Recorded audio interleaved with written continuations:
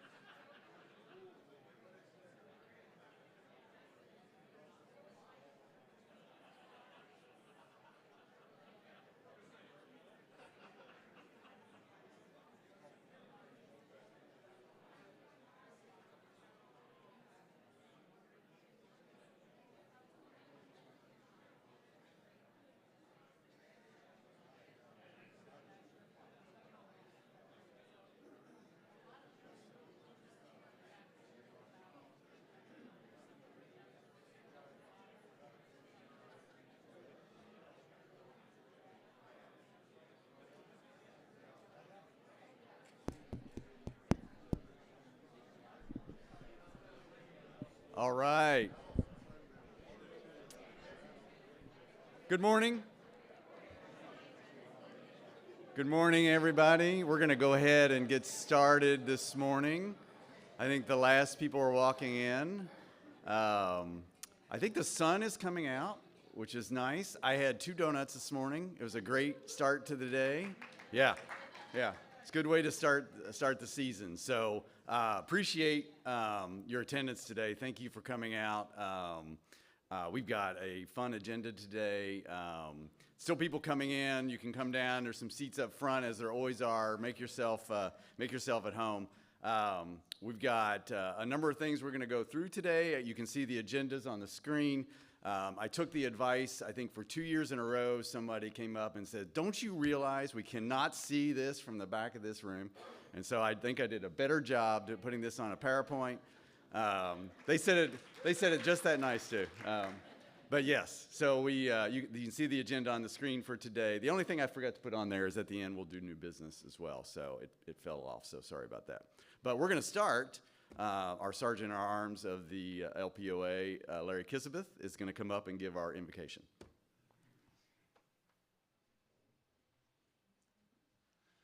Before I give that, many of you picked up your directories before.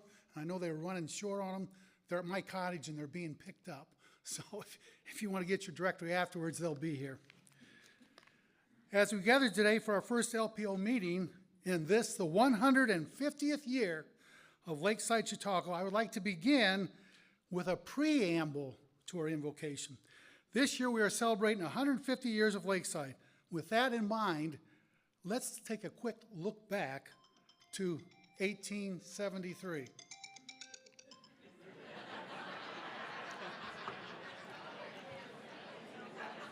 I would like to say I planned that.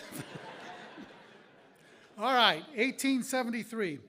President Ulysses S. Grant was in his second term as President of the United States. This next one's a good one. Levi Strauss and Jacob Davis received a U.S. patent for using copper rivets to strengthen the pockets of their denim jeans. The first U.S. postal card was issued. The Ohio Agriculture and Mechanical College, later named The Ohio State University, opened its doors with 25 students, including 2 women. And on the shores of Lake Erie, on a warm August day in 1873, a group of Methodist preachers unloaded axes and shovels to begin clearing a tract of land near Lakeside's present-day Central Park. They built a podium, plank benches, and several platforms of stone upon which fires would be lit for the meetings to come. On the edge of the clearing, tents provided shelter for preachers and their families. People from surrounding countryside arrived on foot and in wagons for Lakeside's first public event. It was an old-fashioned camp meeting revival with rousing hymns and preaching that matched the surrounding bonfires. Lakeside's official history began under the sponsorship of the Central Ohio Conference of the Methodist Church. Among the early organizers and financial backers were Alexander Clemens, the patriarch of one of the peninsula's leading families, the Reverend Richard P. Duvall, a local Methodist minister and ex-missionary, P.H. Jacobs, an immigrant from Denmark, Civil War veteran and Port Clinton store owner, and 27-year-old Samuel R. Gill, who had grown up on the peninsula. How far we've come in 150 years. Let us pray. As we celebrate 150 years of Lakeside, we ask for thy blessing on the works of the various committees and the conscientious, thoughtful, and talented individuals who work tirelessly throughout the year to see that this place, Lakeside Chautauqua, grows and serves those who enter its gates. As property owners, let us be in tune with the happenings of Lakeside, the business of Lakeside, and the responsibilities that we have as property owners. Keep us true to our mission of listening to property owner concerns, preserving the Lakeside heritage, organizing to build upon the 4 pillars of Lakeside Chautauqua, and finally, advancing our Lakeside Chautauqua. Guide and direct us as we move forward in our first meeting in this, the 150th year of our Lakeside Chautauqua. And the people said, Amen. I'll take my phone. Yes, just in play. Whoever called him from out there, nice job. We are, just so you know, we are videoing this meeting today, and if you're familiar with my videoing in the past, I've got my fancy iPad here to do it. But today, that's only a backup, because Lakeside has installed recording equipment in Orchestra Hall, so we are recording officially from the back, so you'll be able to see the screen, all the people. So if all goes well, that's the video we will post after this meeting. So thank you to Lakeside for putting that in place and getting that running up for today. So hopefully that'll work. But we do have a backup, so we will post the video of this meeting at some point this week. So just so you know. If you're new to Lakeside or you're a recent property owner, the one thing we do at every meeting is introduce you to some of the existing members that are here today. So I've got a couple of folks that have microphones, and what we'd like to do, if you're a new property owner, if you've bought since the last meeting, or if you haven't attended a meeting before, we'd like you to raise your hand, and then once you get the mic, if you could stand up, introduce yourself, and then if you can give your Lakeside property address and then maybe where you're from as well. So do we have any new property owners here today? Oh, come on. Come on. This has never happened. Oh, I see a hand go up. I knew it. I knew it. In the very back.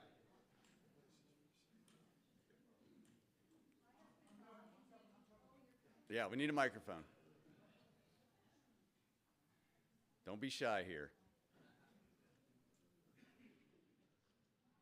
Good morning. Good morning. Happy to be here. Bob and Janie Joyce. This will be actually the beginning of our 4th year as property owners.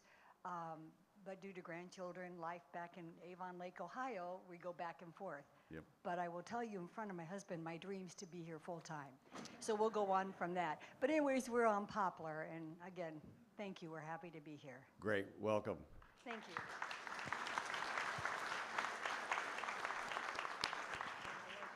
Anybody else? Any other new property owners? Oh, we've got down here in front. Larry, they're working you out. Oh, Ross is coming. All right. I told Larry, I'm like, you don't have to do this today, and he's like, no, I'm doing it. So, oh, 2 mics. All right. Now, Yes. Good morning. I'm Laura Stone Majetic, and I'm from Arvada, Colorado. And we are, what, 5th or 6th, 7th generation Lakesiders, I think. And I bought my cottage 5 years ago, but I'm in Colorado all the time. This is the first time I've actually been in Lakeside when an LPO meeting was taking place. I'm at 512 Walnut. Some of you know that as Carol and Joe Morgan's house. It was theirs for many years. And I would welcome any of you who want to come by and sit on my porches. I would love to meet you all. Good morning. Good morning. I'm Alan Lamb. I'm taking over my parents' cottage management for them. My grandparents originally bought it in '76, 344 Peach, right at the corner of 4th and Peach. And it's been in our family now since '76. And we're working on upgrading if you're coming by and getting fresh paint on. The quote was out this morning, and the stone worker's working on the foundation. So we've got a lot of work to catch up for my dad for the last couple of years when he's been ill. He passed last April, and we had his memorial on July 5th last year on the side lot. So we're glad to still be here, glad to be back, and looking forward to making it nice again. great. Welcome back. And he's my cousin. Cousins, right? Excellent. Okay, great. Any other new? Oh, we've got some more. I knew it. See, you all were just being shy to start.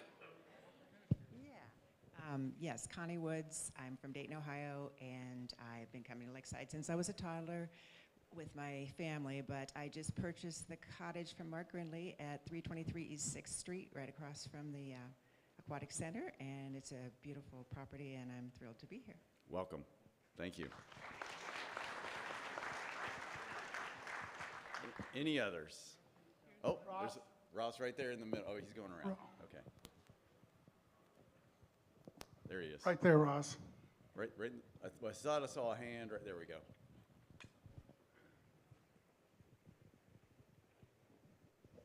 My name is Steve Tubbs. A little bit closer. My name is Steve Tubbs, and my brother Bill Tubbs was at 302 Maple. He passed away last October. He had inherited the house from my parents. Due to some legal issues, we were trying to get it converted over to where we can do some control and do some things to happen to the house. We're doing everything that we can, but anyone's welcome to come by at any time. Great. Welcome.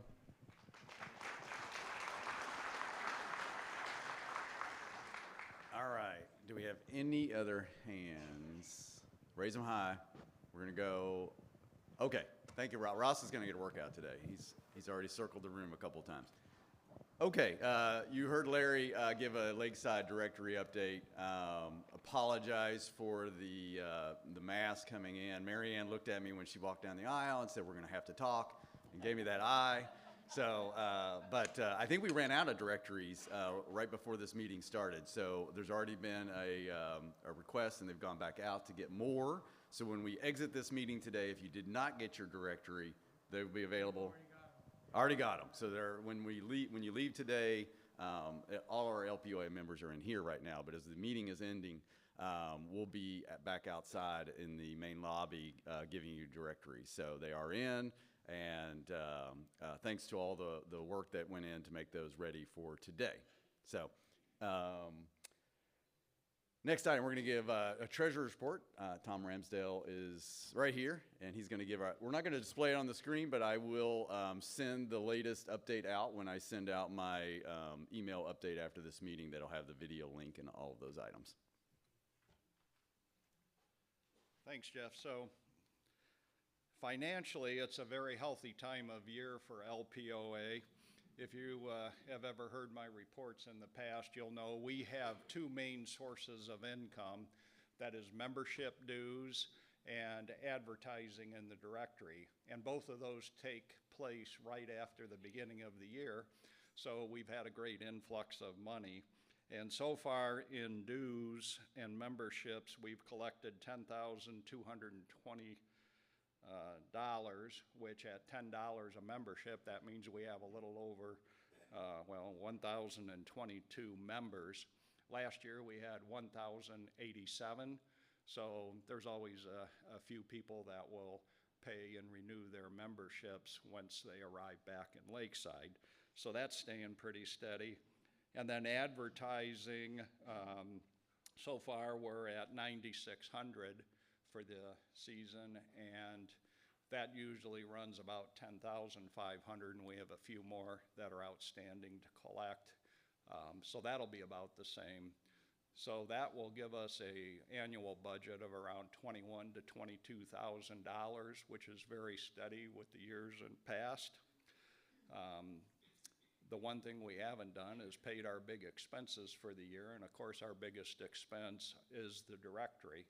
So those have been printed, so that bill will be coming in soon along with the preparation of the directories and everything. So we're pretty much right on budget, the same as in the past. So things are good under LPOA financially. Thank you for your membership.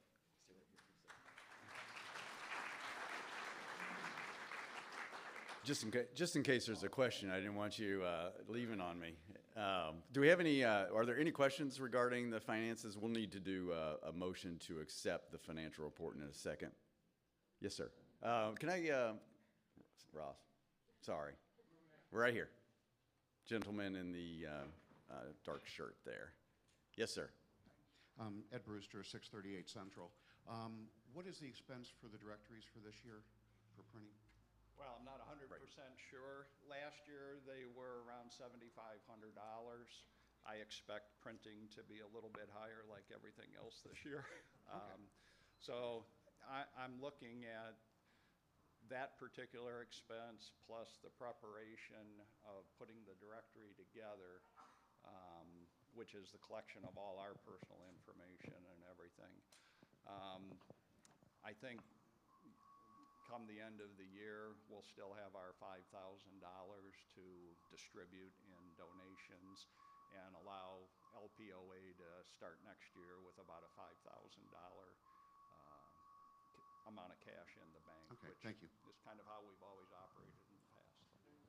That was a good question. So, and then maybe a follow-up question that somebody might have is like, well, why are you still printing and not coming, you know, we're still doing it the way it was done in 1873.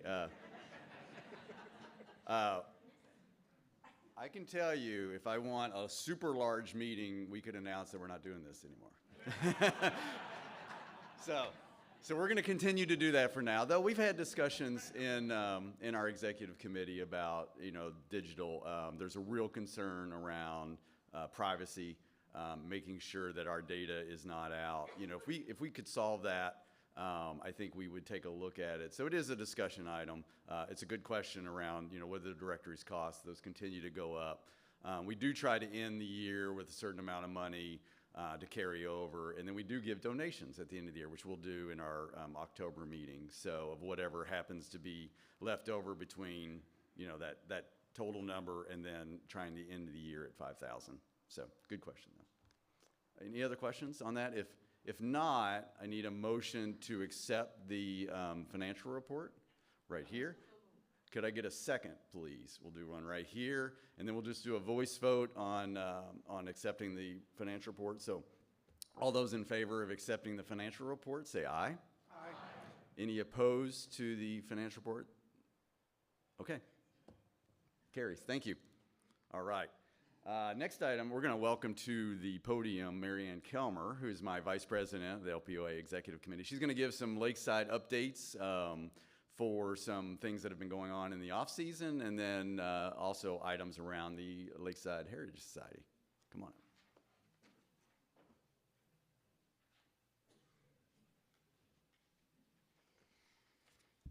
Hi, neighbors. We just completed, as of the first Thursday in May, our third off-season year of LPOA game night. And we've really learned a lot about each other and our game preferences. One thing we know is that people in Lakeside who come to game nights love to play cards, particularly pinochle, as in hand and foot. Hand and foot is popular. Bridge. Then there's mahjong. Farkle. If anybody knows Farkle, that's a fun dice game. And Rumacube. Those seem to be the 5 most popular games, although a few others come out from time to time. One really interesting thing that has evolved from our monthly game nights is that there are now weekly and multiple times per week groups of folks who play especially these particular games. Cynthia Wise spun off a weekly Rumacube group over at the play on Tuesday night at the Egler Room. I haven't talked to Cindy recently. Cindy owns the clock shop here in town, if you don't know her already. I don't know if that group is going to continue its weekly get-togethers throughout the season, but stop in and ask her about that. If you are interested in bridge, mahjong, pinochle, Farkle, give me a call. My name's in the book, Mary Ann Kelmer, Kelmer, and I can connect you with a group. We can start a group. One thing I would like to know before we begin playing games again in the fall is, how is the time we meet? How would you like to see the games group go forward? Would you like to meet during the day? Would you like to meet more often? Would you want it to be wrapped around a meal or not? Now is our time to start planning and making adjustments for the off-season. And by the off-season, our LPOA games group goes from October through May. In the summer, we just get too busy with other things, and we don't continue that formal LPOA get-together in the summer because we've got other stuff. The other thing I'd like to report on is a really exciting ongoing project that LPOA is collaborating with the Lakeside Heritage Society, which is truly a gem in this community. If you've never visited the Lakeside Heritage Society's archives on Walnut, it is the most beautiful, information-packed place that we have, and it's really worth supporting.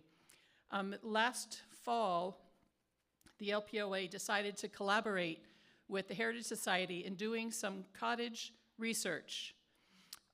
There were a couple reasons why we embarked on that, one of which was just to promote neighborliness among Lakesiders and to share our enthusiasm for our property ownership and to rediscover the beautiful history of our own particular cottage and our own particular block, why it was developed, how it was developed, who owned it, when were properties transferred, and then all kinds of information comes out of the woodwork. Right now we have upwards of 20 LPOA members who are actively involved in this cottage research project.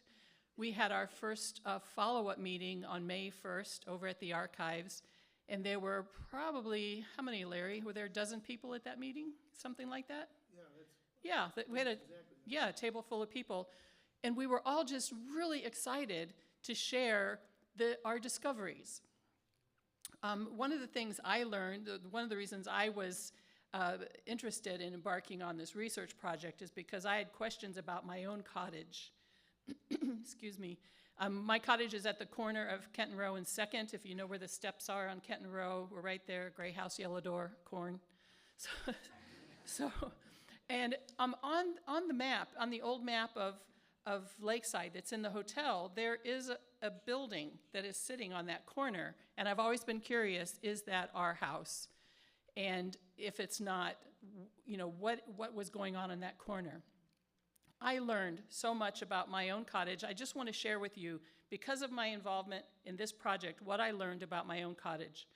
Oral history has told Rich and me that our cottage was built as a big house right around the time Lakeside was established in 1873, which didn't really connect with me because at that time there were tent properties, and why was this particular house so big? So here's what I learned about the original leaseholder from my property, Block 1, Lot 14. The owner's name was Alvaro Greenleaf Persons. He was the principal elder for the North Ohio Conference of the Methodist Episcopal Church. Oral history people have told us, I think your cottage was big because the person who built it was a pastor, and he was a pastor of a big church. So that oral history now is kind of verified by the hard research I've done. He was, he served in churches in Tiffin, Sandusky, Bellevue, Norwalk, Ashland, Mount Vernon, Worcester, Norwalk again, Galion, Delaware, Tiffin again, Berea, Mount Gilead, Plymouth, in Richland County, Ohio. So he did have a big church. And he brought a lot of people to Lakeside. I've since learned a lot more about Alvaro Persons. And I encourage anyone who is curious about their cottage and their cottage's provenance to get involved in this research project. We only deal with public records that are already in the public domain. Right now, our very first task was to transfer property, what's the official, property deed transfers from 1873 to the current. That's what we're first working on, and then we'll go from there to do more research. My hope is that in the future, people from my block whose cottages I've been researching, hopefully we can get together and share information. If you live in my block, I have records that I have uncovered, public records, and that I'm excited to share with you. Those blocks that are being researched, those property owners will be receiving a letter soon letting you know that your cottage is among the cottages that are being researched. If you're interested in joining us in this research project, please reach out to me or reach out to Casey at what's Casey's last name? Harrington, thank you. Casey, she is the archivist at the Heritage Society. She is a gem, and she is excited to get you involved as well. So thank you for your interest in the cottage research project. I hope we get a lot more people involved. It's a really worthwhile project. Thanks a lot.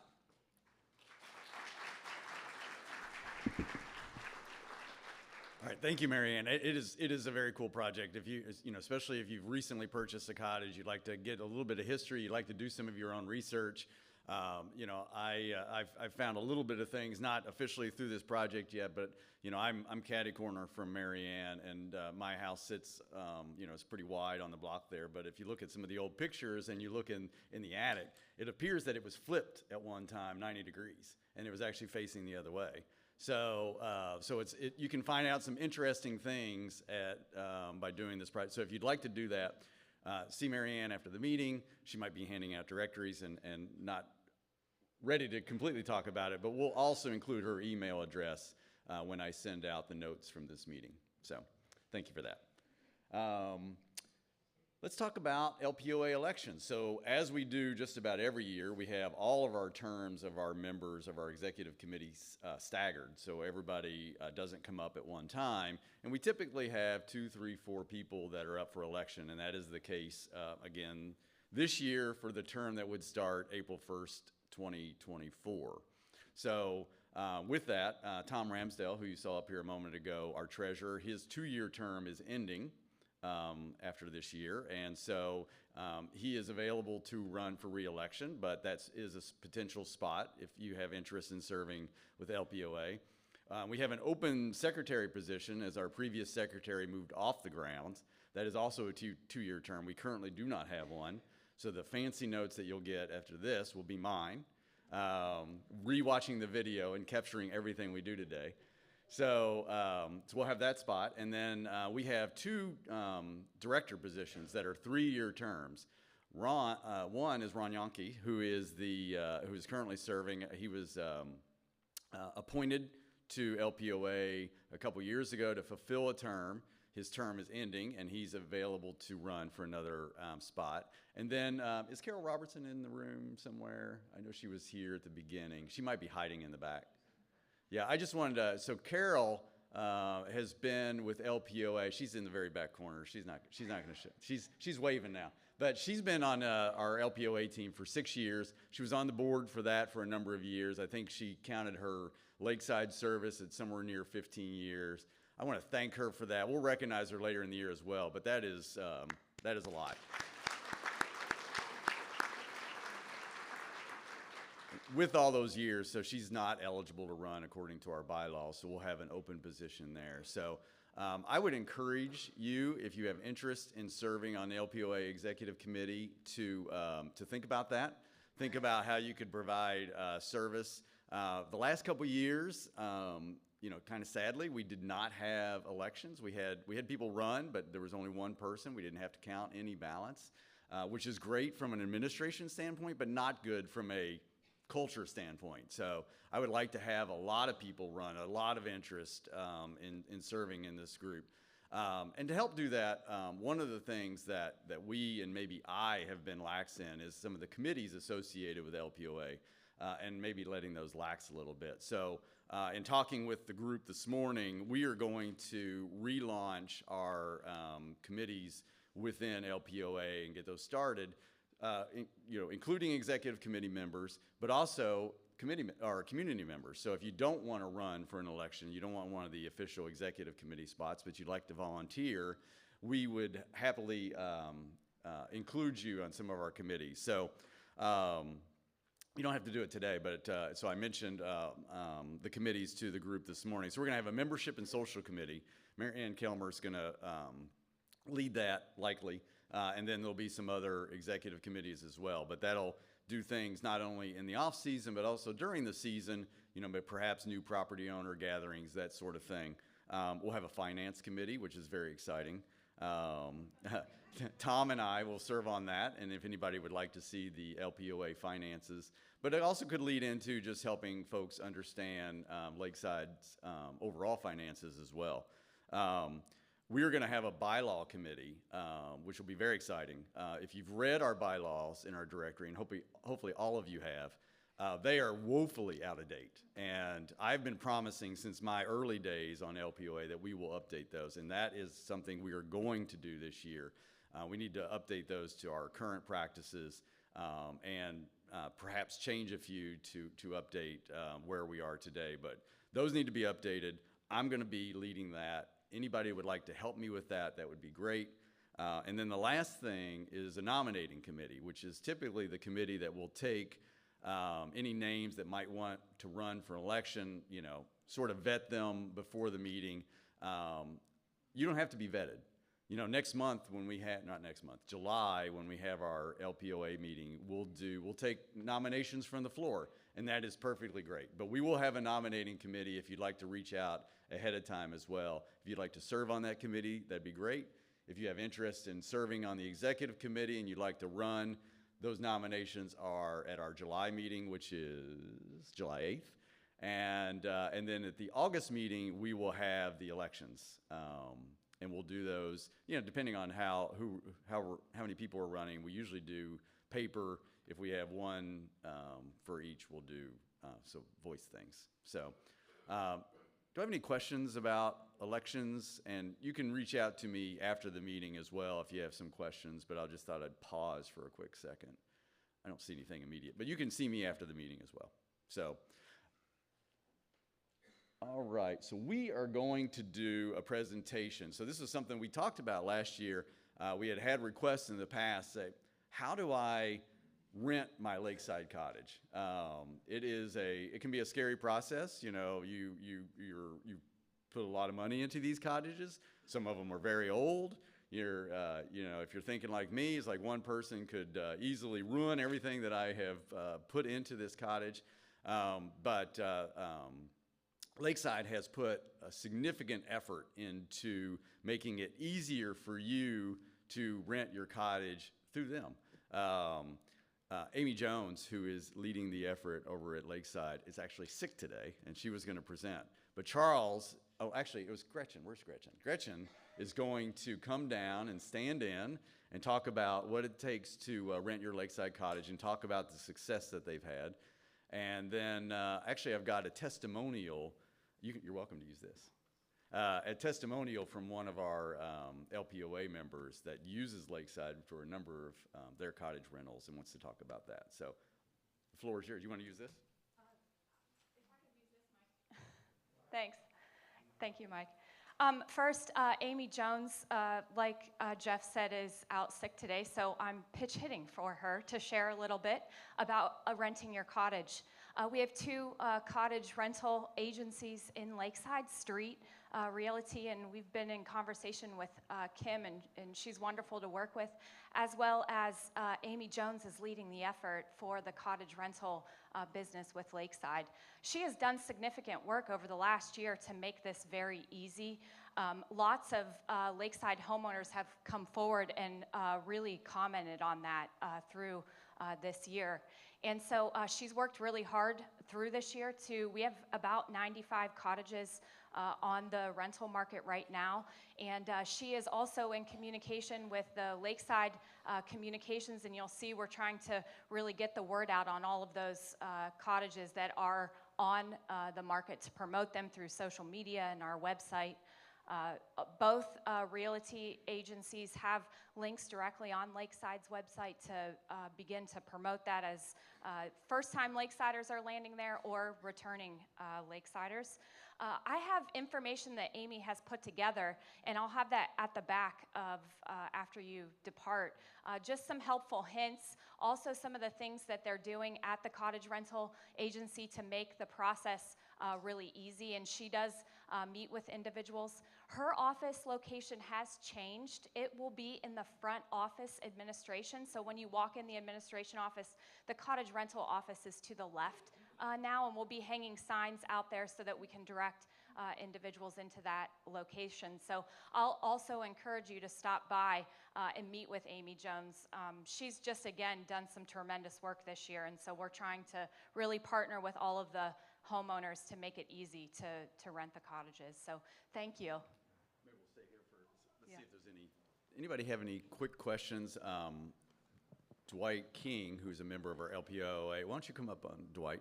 Dwight rents how many cottages? Five cottages through Lakeside, and you're welcome to use that one or that one. And so he wanted to talk a little bit about the process and how easy it is, and I think he's pretty happy about it, but I'll let him tell you. Okay, thank you. Yes, thank you, Jeff. I have 5 cottages, not by plan, but by incident, more importantly. But Alice and I just moved here from Australia 2 years ago, and so we've been renting from Australia, and you can't do that. And so I've used Lakeside, the historical realty service, and they're great. And they do so much work in preparing your place for rental in the first place. And first of all, you fill in a form that says, here's what my cottage has available. And then they will tell you what you need to add to that. Did you remember a toaster? Do you have a microwave? little things that you just don't think about when you're using it all the time. I don't toast, so I don't need a toaster, but renters do. But the point is that they help you get ready, get your cottage ready for rental, prepared for it. And then they put the information in a listing that people can look at. And I tell you, one of our cottages, I had the listing wrong about the type of bedding we had in there, and the renters brought the wrong bedding material. And so, problem. So anyway, we fixed all that up very quickly, but good. And also, during the season, 5 places, you have a problem with plumbing, electrical, goes on and on. What about lawn mowing? So the people, particularly Donna and Amy, make sure that if the renter has a problem, it gets solved right now. And so I have a list of contractors that I give them of who takes care of our cottages. And very, very helpful that they just contact them and the problem is taken care of. And more importantly for me, they collect the rent. And they make sure that cottage is rented ahead of time. Payment is taken in. Payment is made to Lakeside. They take their commission out of it. But okay, I net is what I get out of that, and that's fine. And then at the end of the season, they make sure that I use John Starcher to turn off the water and make sure that the cottages are prepared for maybe a little freezing weather that we may have here in Lakeside. So it's just a problem that they take care of everything for you. It makes a big difference, and especially for your renters. 80% of our renters come back every year, and that tells the story right there, because that means that it's being taken care of, they're being taken, respectfully being handled, and so forth. Okay, Jeff, thank you.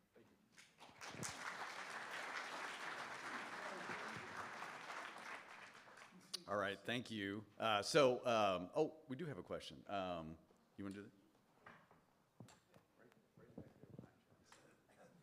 So we'll take some quick questions about renting, and then I'll have a few comments as well. So my question is, how thoroughly are the cottages checked after a renter leaves for damages, missing items, et cetera, and what is done if that is discovered? The reason I ask that question is that I did rent my cottage for many, many years, and I stopped renting it for 2 reasons. I'm semi-retired because in my profession, you never retire. You just get recycled over and over again.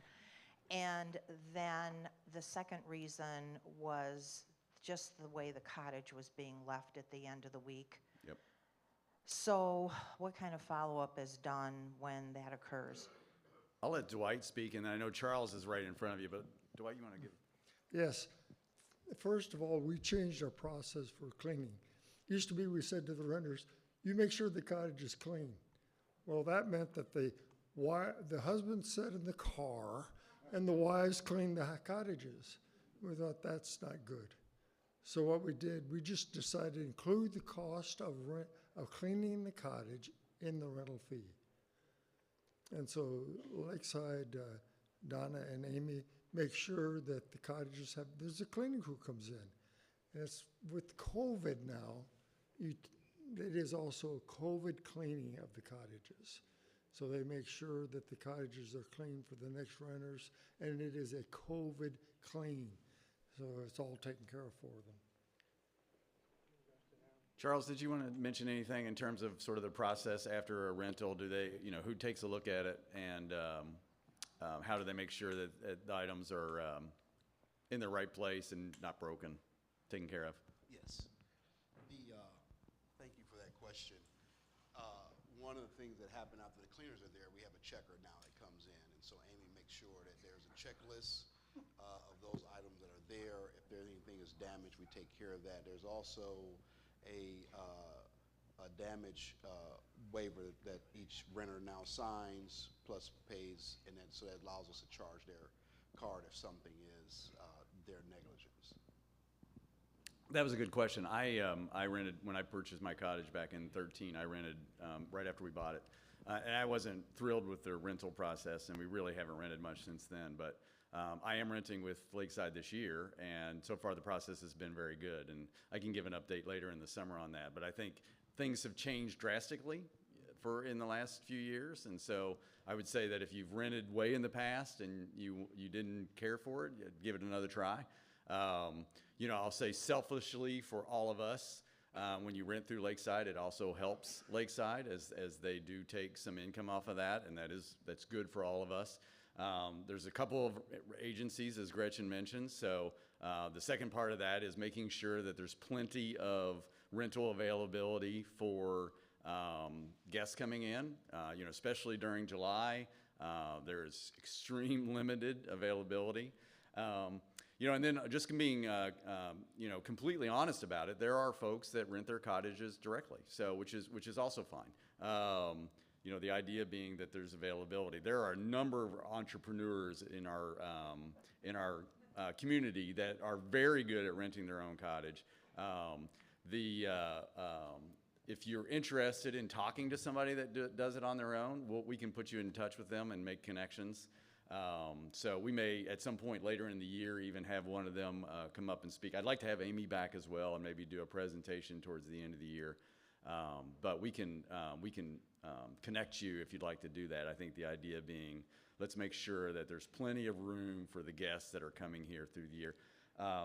Ross, I do have a question right there on the left side, right there. We're going to work Ross today. If your cottage is next to a rental, and there's a problem at the rental, you know, they've left windows open or something like that, how can you find out who the rental agent is for a cottage so that you could follow up? Yeah, if you would notice anything with any renters on your thing, so you don't have to play detective and figure some things out, contact the Lakeside Administration Office, and they can track down the right place. It might even be they've done it themselves, but Lakeside could help them, you know, connect. But that, you know, if there's a problem, I guess if there's a problem with any cottage that you happen to notice with your neighbors, reach out to Lakeside and let them track down where the owner is. So good question there.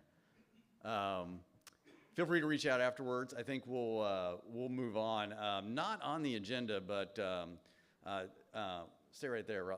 Dave Blank came up to me yesterday and said, hey, I've learned something about utilities with Lakeside, and I think we should share it tomorrow. And he started explaining to me, and I completely got lost.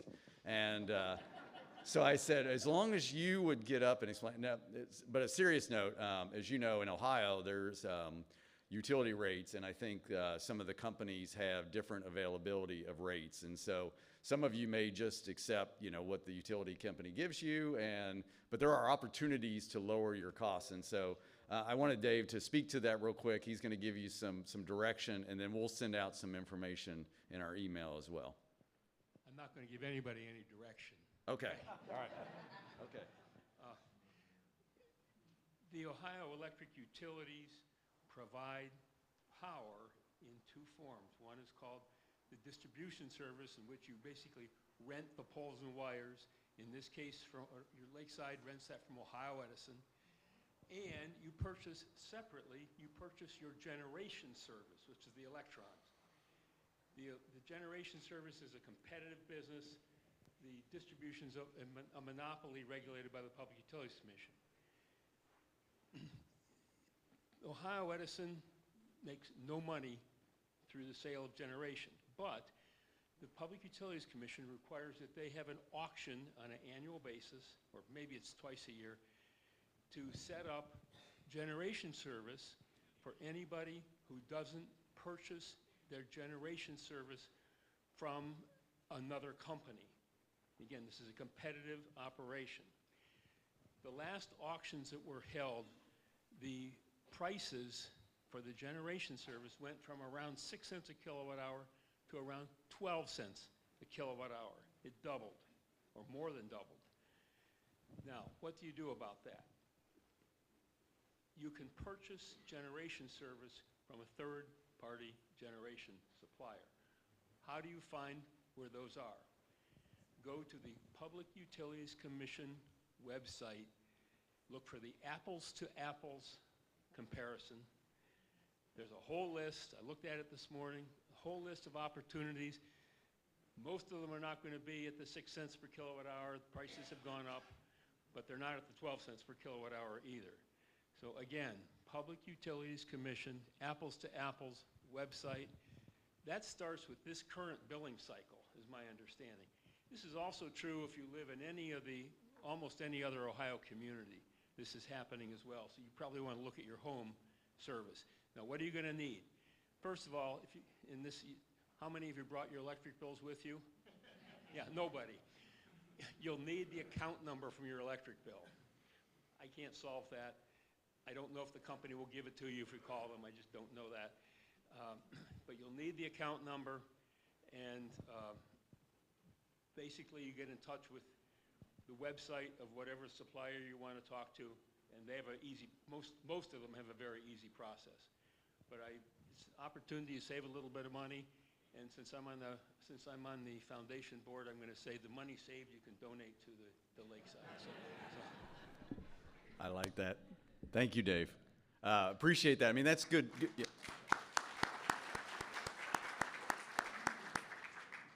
That is great info for us as homeowners. Appreciate that. If you as a homeowner come across information that you think the community needs to know, reach out to us and let us know. And we'd love to be able to share that in these meetings or even in the communications that come out between that. So we'll include some of that information that he shared in that email that'll come out after this meeting, so you can follow links and go do your own research on that. So. Next item is, this is a new one that we haven't done before, but as you may know, I serve as a position from Lakeside LPOA president. I also have a position on the Lakeside board, as well as the board representative, Elizabeth Irwin, and I'll have her stand up because she was just recently elected last year. So she is your LPOA rep to the board, and one thing that we thought that would be helpful, we get a lot of questions about what do we do on the board? How does that work? And I thought that it would be very helpful to kind of hear my day as a board member. And since we just had a board meeting yesterday, it is very fresh. And so I'm actually going to walk through what we did yesterday in the board meeting, step by step, and talk through that, and then I'll talk a little bit about my board service and how that works. But and we'll do some questions on this as well, but I'm just going to go through sort of bullet items, so I apologize. I'm going to read to you a little bit. One of the main things that we did yesterday and early on is we had a report from the Street and Drainage Task Force, which was very good. You're going to get to see the report yourself here momentarily. But I think what I would say about that is that Lakeside heard a lot of your concerns last year around what you saw at, I think it was the August meeting, and enlisted a lot of local Lakeside experts to help take another look at that and say, what should we be doing? And so I'm not going to steal any of their thunder because they're coming up, but the board got to see that recommendation that the task force made to Lakeside management, and so there's some further steps to come, but you'll see that here momentarily. Charles gave a report from the association and things that are going on and the foundation. He's going to be talking as well. I don't want to steal his thunder, but the board heard probably a lot of what you'll be hearing momentarily. There were several action items done with the board. They approved charters. Approved charters for the Audit Committee, Executive Committee, Finance Committee, Governance Committee, Municipal Services Committee, HPADRB, and the Tree Advisory Committee and the Succession Planning were all approved. In addition, named membership to the Tree Advisory Committee and the Memorial Garden Board of Managers for official steps. There is another task force working in Lakeside right now around land management and development, which is taking a look really at all of our grounds and deciding maybe what is the best future use, from the campground to land around the cabins, north, south, wherever. It's not just the land and what may be in the future, but also, hey, taking a look at our current resources and what should we be doing. If you've seen Facebook recently and you saw the work going on in cabins, there's been tremendous work there. And if you've seen the preview of a before and after at the cabins, it's pretty amazing. So, and some of the group from this land management and development task force were involved in making that happen and fixing those up. So, I don't know, Charles, are those pictures on Lakeside's site at all? And we'll be posting more. Posting more on that. So this group has been very instrumental in just taking a hard look at other things. And then I believe Woho Miss was also fixed up. Yes, sir. So that's part of that. And they'll continue to take a look at that. I think there's some significant opportunities around the grounds. We heard updates on ticket sales, hotel stays, reservations, event attendance. The good news is Lakeside is on track with goals and comparing favorably well with previous years around that. So also we heard that last year was the largest year of giving that Lakeside had ever, which is really awesome. Included in that was a sizable gift, and I know a lot of you are very interested in that, for the Hoover Backstage, which has been years in needing attention, and there was a gift to make that happen last year. And then the number that I had to double check myself, because I was when I first heard it, I wasn't sure I heard that right. There are 3,000 Chautauqua programs and initiatives scheduled for this year. 3,000. And that is the right number. So you think about that. I mean, if that was every day, that's 10 a day, which means during this busy season, it's going to be more than that. So if you've seen the calendar, the Lakeside staff has done an amazing job filling the year for the 150th celebration.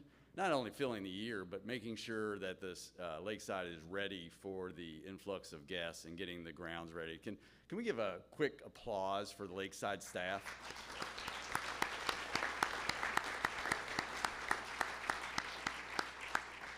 I know some of them are in the room today, but they have worked really, really hard to make sure that this Lakeside is ready, and you've got a week to go. And if you've been out on the grounds, there's a lot of work going on still, but it is ready, and it's going to be a busy, fun season, and there's lots of cool entertainment coming, and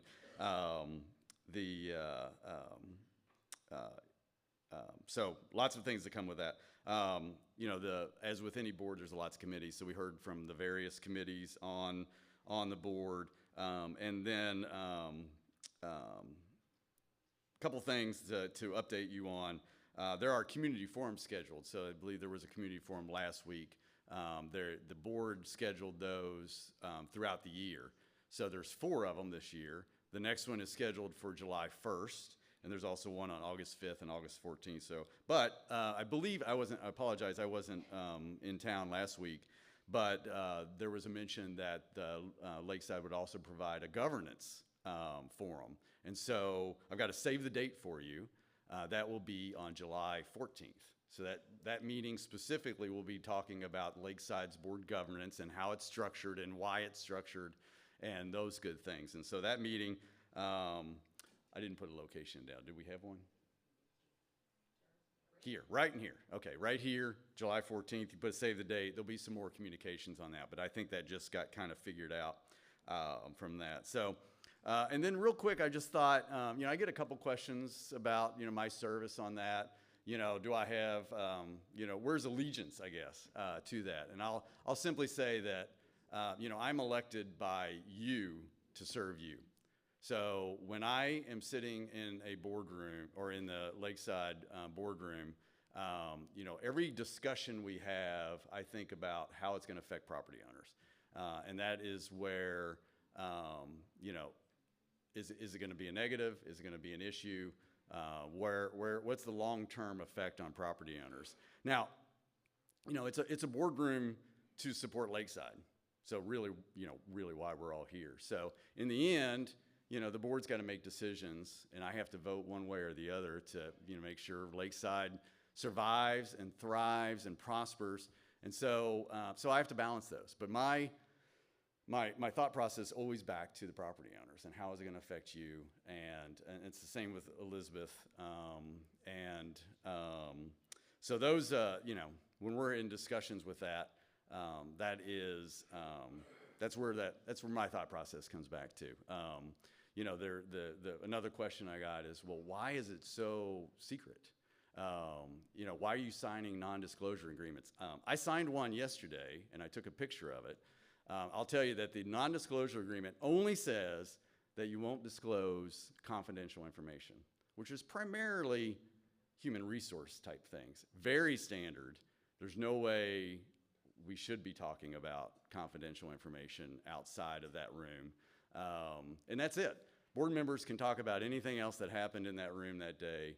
And myself, any of the other board members can do that. And I read it a couple times just to make sure I wasn't anything. It says only not disclosing confidential information. So I thought also I would recognize, so the board members, as we're talking, I took a little count yesterday. So currently there are 19 board members plus Charles as CEO, but there's 19 board members. 15 of those are property owners. So you have some strong representation in the room. Now, there were some bylaw changes made. I mean, I think you all are familiar. There were rule changes made. You saw some preview of that in the fall, but there were bylaw changes. I mentioned there were 19 members. That is a big board. Lakeside is constantly looking at ways to enhance the governance, the idea of potentially having a smaller board in the future. And so they made a couple changes that you may be aware of. I wanted to make sure you're aware of it today. I mentioned there's close to 80% of the board members today are property owners. There's a couple pastors on there, and then there's some experts outside like community, PR as well. But the rule that was put in, that was changed, says that 65% of the board members need to be property owners. So as a future going into effect now. I introduced Elizabeth a moment ago, and she is your board rep. And still is, but in the future, the board made a change where that may not be a position. So that was eliminated from the official positions as the board was trying to shrink down. Now, I shared that with my executive committee, and there was a little bit of, how is that going to affect us? And I'll tell you what myself and Elizabeth told them today is that we will, as board members, we will see how that potentially is going to affect your voice in that room. And if we think it's going to be negative, the board was trying to make sure that it was still very positive by ensuring that at least 65% were property owners. If we think it's going to be negative, then we would ask at that time, the governance committee to take another look. And Elizabeth's serving a 3-year term. It starts April 1st this past year, so it just started, so we have some time to think about that, and then address if that's the right thing. And so we promise that we will watch that. We will think about the best ways to serve this group, and then we will take our recommendations to the board well ahead of time on what that should be. So I thought real quick at the end, because I know a lot of them are here today, but maybe I could just have the association board and the foundation board just stand up real quick just to recognize.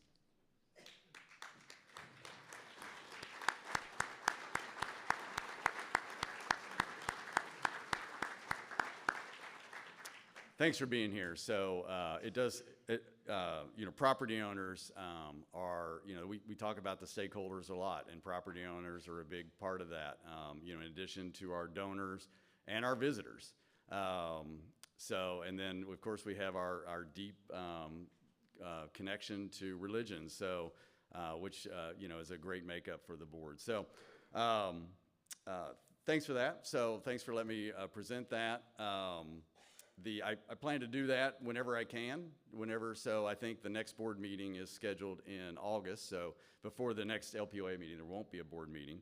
But in our August meeting, I'll do another update, and if we have, future board meetings where we don't have these meetings, I'll do some written updates for you at that time. So we'll do some Q&A around this at the end, if that's okay, because I want to make sure, I think my questions and then perhaps Charles' questions about the season and the Streets and Drainage Task Force and some other things will all be very similar. So if that's okay, I did see the hand come up there though. So next, I'm going to let Charles come over. He's going to introduce this group. Like I said, the board saw this information yesterday. This is a recommendation to management for next steps around our streets and drainage. And so, well, I'll let Charles do it, and then I'll speak when he gets done. And he's got a couple of highly sought-after speakers that are going to present this presentation today.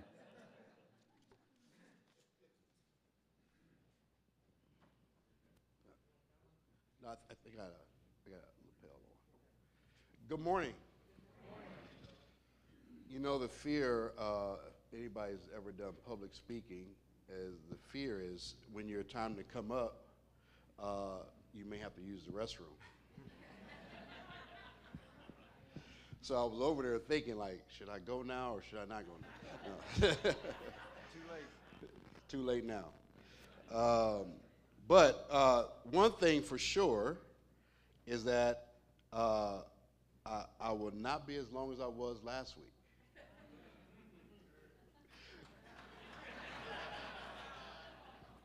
I'm glad I'm able to please you. That's it.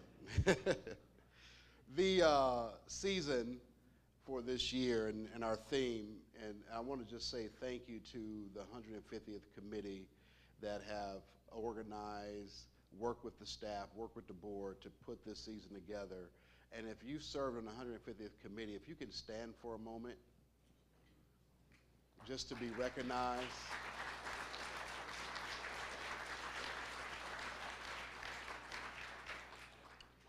The theme that they've put together for this year is to build community. And there's no greater theme that I can think of that represents Lakeside as a community, as a people that love this place and love it for so many different reasons. Some will say it's a place of magic.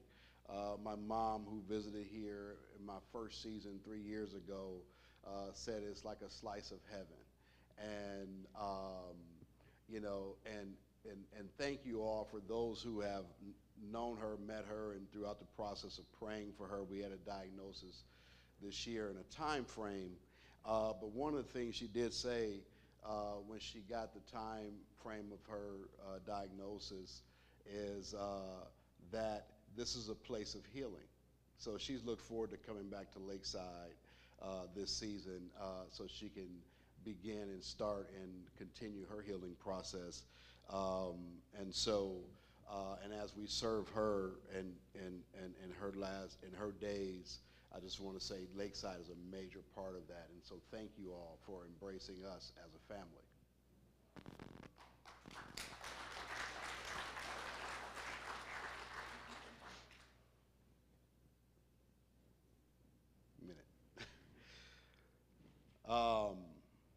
So, yes, beyond my children, grandchildren, this place has touched every part of our family, and for her to say that and have a positive attitude when a doctor gives you a year, it's and the one place she can think of is Lakeside.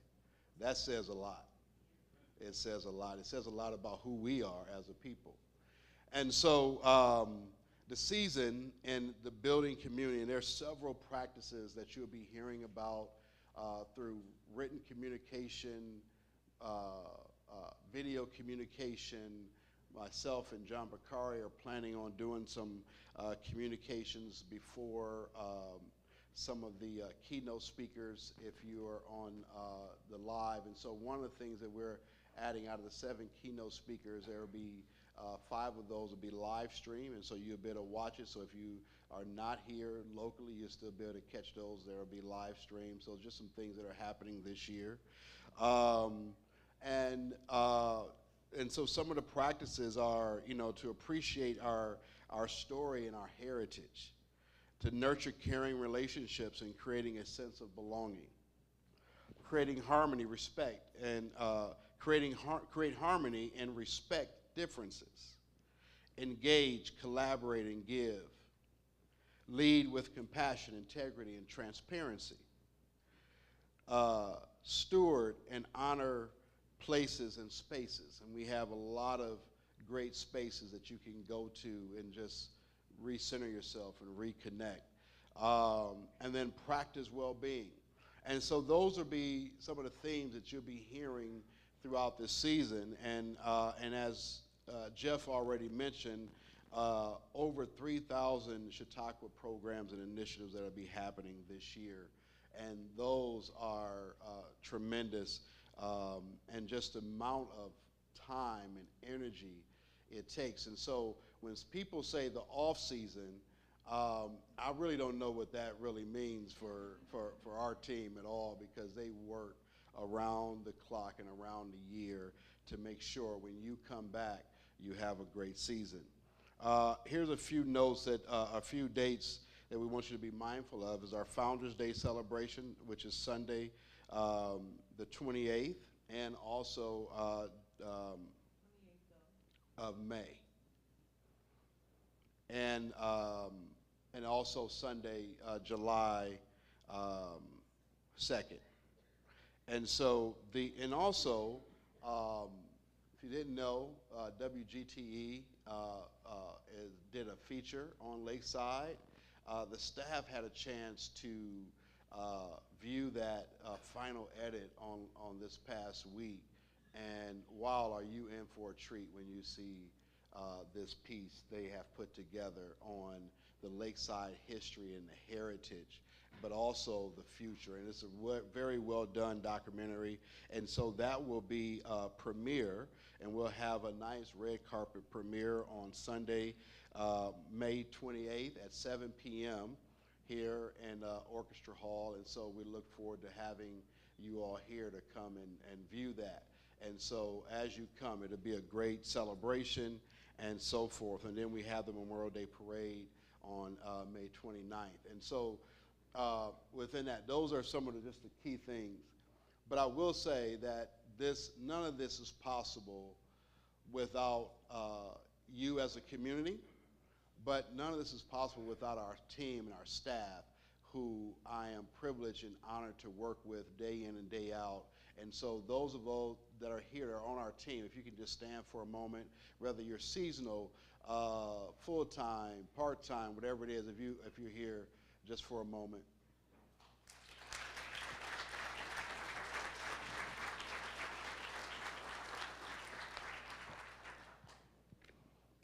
They are all stars, rock stars, and any star you want to put in there. They get it done and do a tremendous job. And so we want to say thank you to them. And when you see them out this summer, congratulate them, thank them for the job that they're doing. And there is, we just, this is a dedication, and when people come to Lakeside, right, I was introduced to one of our grounds people that was just hired for the season, and she's on our sanitation grounds team. And so when we asked, what was she looking forward to doing out of the list of responsibilities that was on the job, she says, I'm looking forward to cleaning the restrooms and making sure people have a great experience when they use the restroom.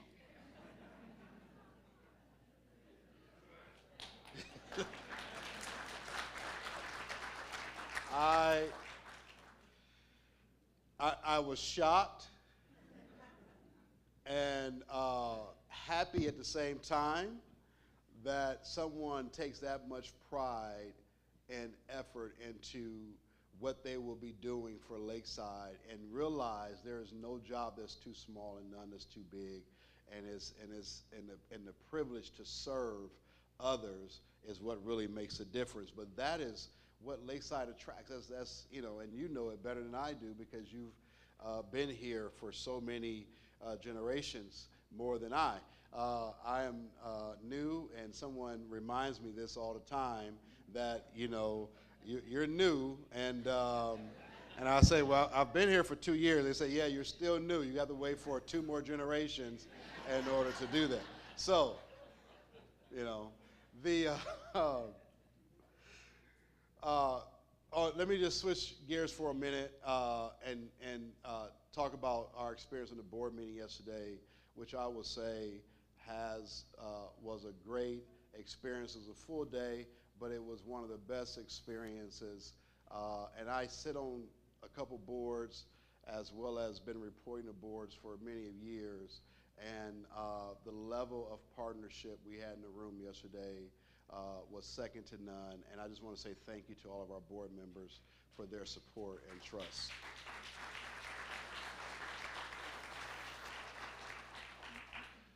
Out of the things that I reported to the board yesterday, I want to just really give you 3 of those things that I think is really important that you know that we're wrestling through and talking with from the management perspective and to the board, and that's alignment to mission, partnership, and how we interact with each other and work with the community, work with each other to move Lakeside forward in a positive direction. And the last one was stabilization. It is very key and very important to me that before we think about significant growth in a lot of areas, which we are experiencing almost automatically anyway, but it's very important that we take care of the things that we already have, the facilities, the buildings, and the people that we have. And so, because the biggest asset of any community are the people that represent that community. And so, how do we stabilize that? So one of the things that we're working on is a 5-year capital improvement plan, but also a 5-year finance plan that's going to figure out how we best manage and take care of all those things. And so I just want to let you know that we're dedicated towards that, and those are the things that we'll continue to wrestle through to make sure that we're continually aligned to mission in every decision, that we have great partnership on those decisions, which means that your input is key and valuable. And I will say Elizabeth and Jeff do a tremendous job at making sure the homeowner's voice is represented in those decisions. And I want to say thank you to both of them, and witnessing their action inside the board meeting yesterday was great as well. And then stabilizing, because we've had a lot of shifting and a lot of changes, and I know, but we're committed. Our team is committed to presenting the board with various plans and scenarios that help stabilize that ship, so we don't have so many transitions. And when we do have transitions, it'll be well planned and well communicated. And so that is our goal and our initiatives to make sure those things are there. Real quick, I also want to just say, we had Mike and Patty, who runs Ooh La La. They're going to be moving to the space where Slack House formerly was. But this is a type of community, and I just love that, because we were looking at other restaurateurs and meeting with various people what to put into that space. Our team had ideas what to put in that space, but Mike and Patty came to me and said, we want to make sure this community doesn't have empty storefronts, and whatever we can do to do that, we're willing to help out. And so they're moving their main operation to where the Slack House was. They're going to maintain their original location for just desserts and art, and so those things will be happening there. Mike Speck, the original owner of Sloopy's, is coming back, and he is now working to finalize the deal to reopen Sloopy's. And he has a very aggressive goal to be open by the Memorial Day weekend. And so we're going to do everything we can do to help him get that done.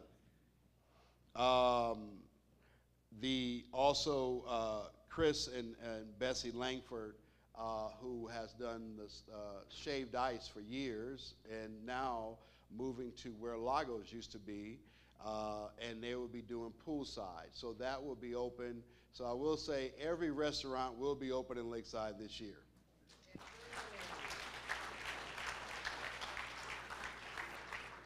You told us yesterday, but tell us what poolside is going to be serving, because I think you're going to see a lot of hot dogs in this. Yeah, hot dogs, soft pretzels, anything that's easy to grab, take to the pool, and so that will be there. They'll be serving out of the window, and so it's a to-go order, and it'll be great. And so those who you won't have to go all the way over to Nettie's to get a hot dog. You can go right up to poolside and get it. And so that's going to be awesome. And so, but also, we're having a merchants breakfast, and we do this a couple times a year with our development team, just to make sure all of our merchants and building that communication and making sure we're being great partners and neighbors with our merchants. And so we have a few more others that are be moving out, and just want to say thank you to Lisa Ahari, who has purchased Fine Print, Cassie Davis, who is the new owner of Gift, that Give Back, that purchased World Next Door, and so we'll want to welcome them into the community. And then Robert Murphy and Andrew Shawala, they have the laundromat, and we've been getting a lot of accolades of what they've been doing with the laundromat. It's clean, it's well maintained, and so we thank them for taking on that. But then also Andrew and his wife Rachel has now also opened Bluebird, and it's open for lunch today until 3 o'clock. I just want to let you guys know that. So and you'll start to see a lot of improvements around the grounds. Thank God for Loretta and her team.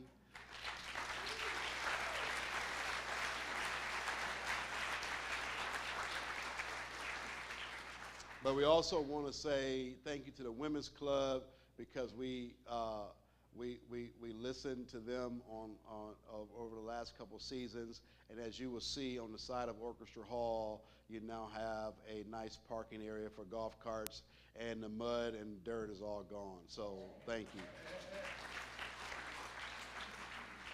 So we do aim to listen and all of that. So as I leave, I want to introduce David Blank and Jim Shelley, who has worked tirelessly with the Streets and Drainage Task Force.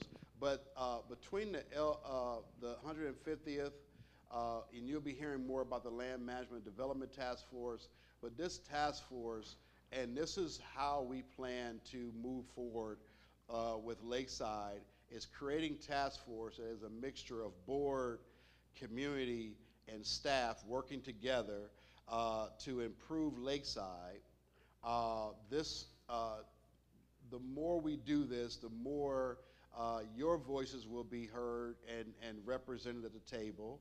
It will also help us reduce costs over time, and then it will also bring a partnership that we can all look back and be proud of. And the work that they've done, from almost getting ran out of town last year of presenting what MKSK gave to us. I thank God for them and stepping in and stepping up and saying, hey, let us take a look at this. Let us see what we can do. And they've done a tremendous job. And so at this time, I want to give it up for Dave and Jim as they come and present to you what they've been doing in their work.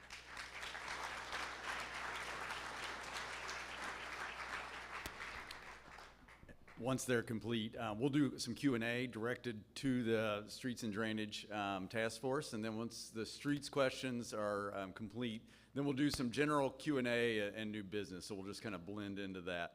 But it's all yours. Thank you. Well, thanks for the opportunity to present to the community.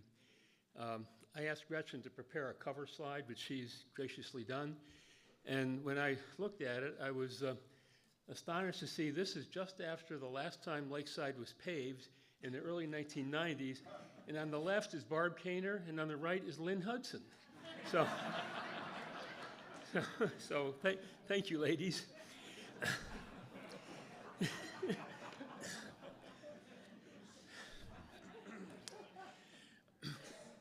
We need to recognize our fabulous team who's brought this work as far as it's come. And if the members of the Streets and Drainage Advisory Committee could acknowledge themselves by raising their hands or standing or jumping or whatever you want to do, please do.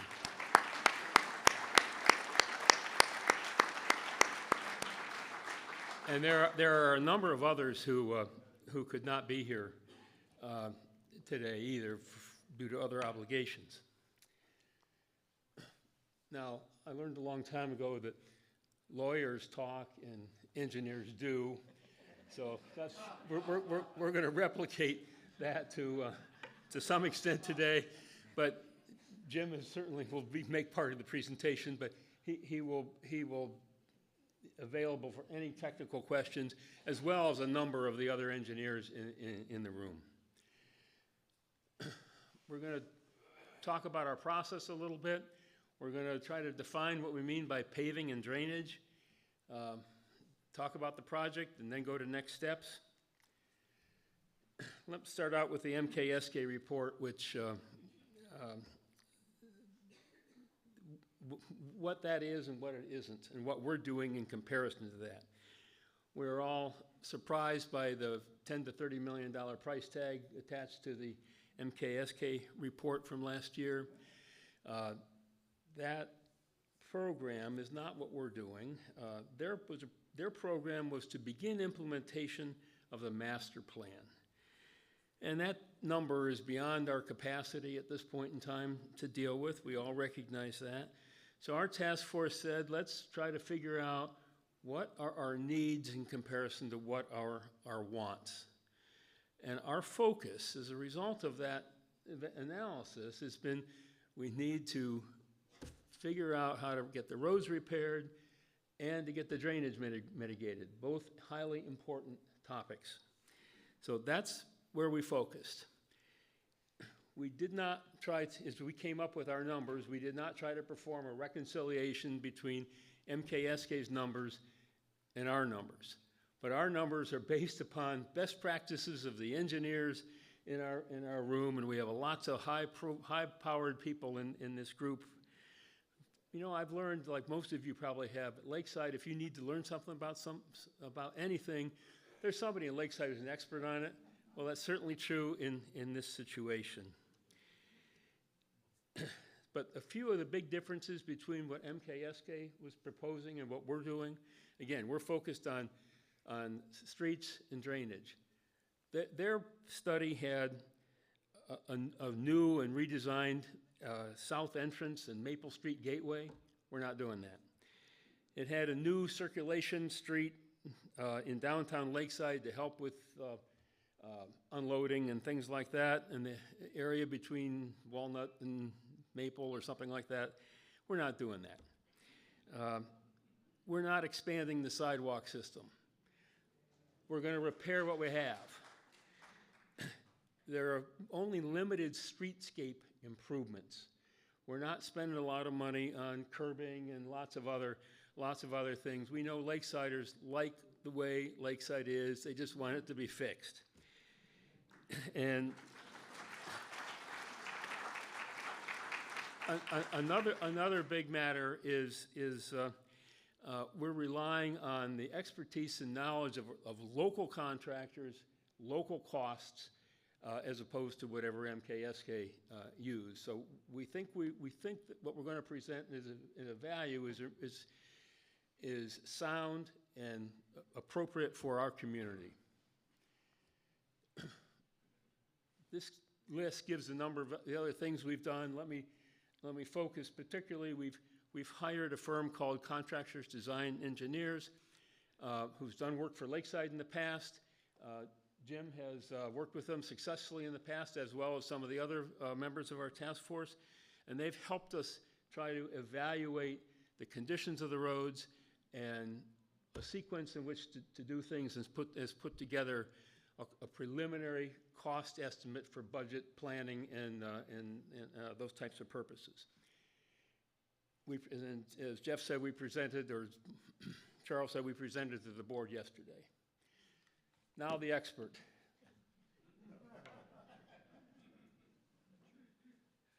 I don't think I can be called an expert, but I've been around for a while, as a lot of us here have been.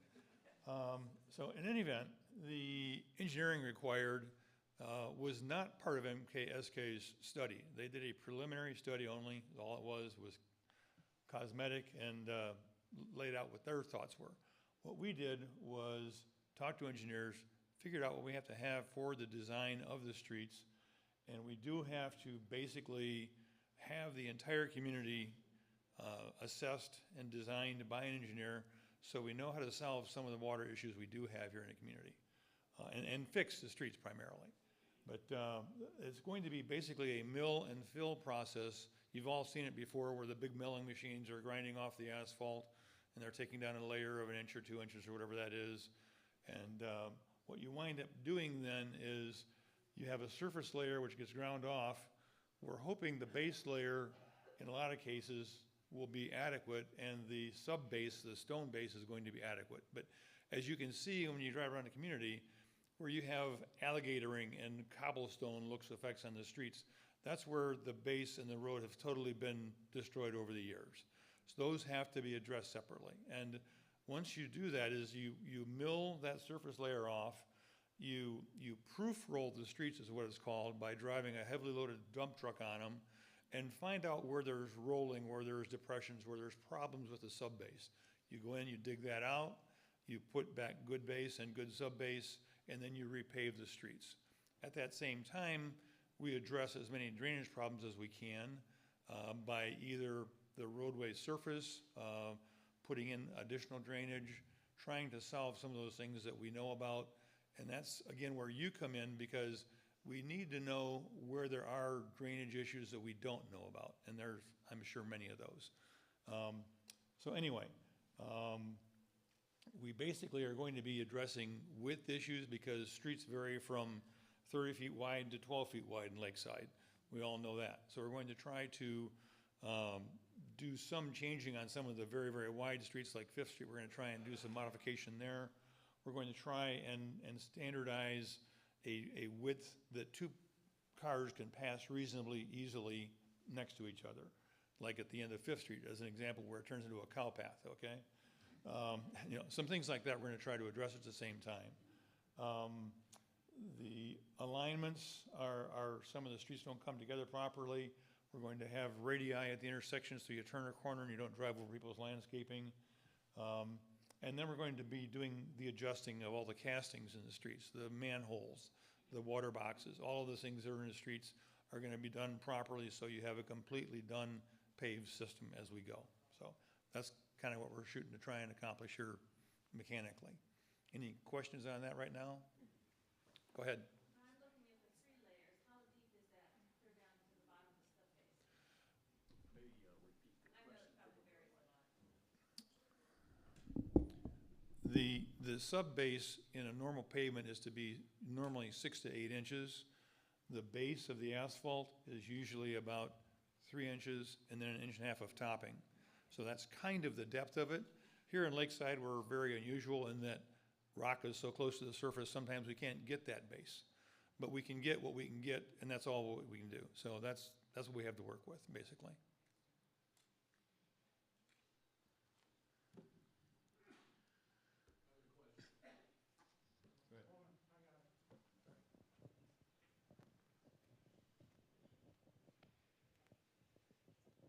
As someone whose landscaping is constantly being driven over, what do you mean by radii to solve the intersection issue with matters like that? Right now, most of the streets come together and there's no curve at all on the street intersection. So we are gonna try and do some adjusting, so there is a small radius of asphalt that can be put there to allow people to drive around the corner without driving into your landscaping.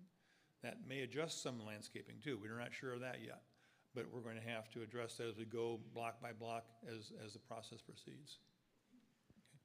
And remember that the Lakeside right-of-way is probably a lot closer to your cottage than you think it is. I mean, it extends into my cottage, actually. So I hope I don't have to move it. Well, what do we mean by drainage? The board that said to us yesterday, you probably should put a slide together on what do you mean by drainage. And I didn't get a chance to consult with all of my engineers on this, but we put this slide together. What are we trying to do? We're trying to deal with the storm water management concerns. And we're not trying to deal with individual cottage issues where your downspout empties into your basement. I mean, so think about it. If Lakeside created it because of bad geometry on the roads, that's what we're trying to fix. That doesn't mean we're going to be able to fix everything. But we're doing our best within the feasibility of physical constraints and economic constraints to get this work done. Now, as Jim said, we need your help. There's an assignment. Is Gretchen here? Gretchen has forms, all right? For you, if you know about drainage issues, you can fill out a paper form, or there's an online process that Jeff will send out after the meeting, in which say whatever you want about drainage issues. You can say whatever you want about anything else, but drainage issues are for this one. And we encourage you, if you want to take photographs during a rainstorm, please do. Because our objective is to give all this information to the design engineers, let them then evaluate these arrangements to see what can be done about those processes. Now, Charles agreed yesterday that we will have a feedback process. So if you have submitted concerns, somebody from staff, at some point, I don't know when, they're still designing the process, we'll get back to you about the issue which you've raised. All right? So we need your help, as I said. This map was prepared by the CDE engineering firm, and it shows their evaluation of road conditions. And importantly, our committee member Jim Edwards tells me on the right is the most important part of the slide is what are the criteria that are being used to identify good, fair, poor. And you can all read, I hope you can all see it from the back. You may well say, well, gee, in front of my cottage is poor, and yet you have it listed as good. Well, that may be, but remember that this isn't something that anybody in this room dealt with. This is what our professional engineers who are familiar with comparison of road arrangements have prepared. A couple things to take away from this, in my view. One is the pink is the poor and the yellow is the good. And I must point out, this is paving. This is not drainage. We don't have a drainage map. Otherwise, Lower Oak Street would be pink. But this tells us that poor roads are relatively scattered throughout the community. And although there's some areas that are a little pinker than other areas, it's really not that one area is bad and one area is good. It's a little bit here and a little bit there.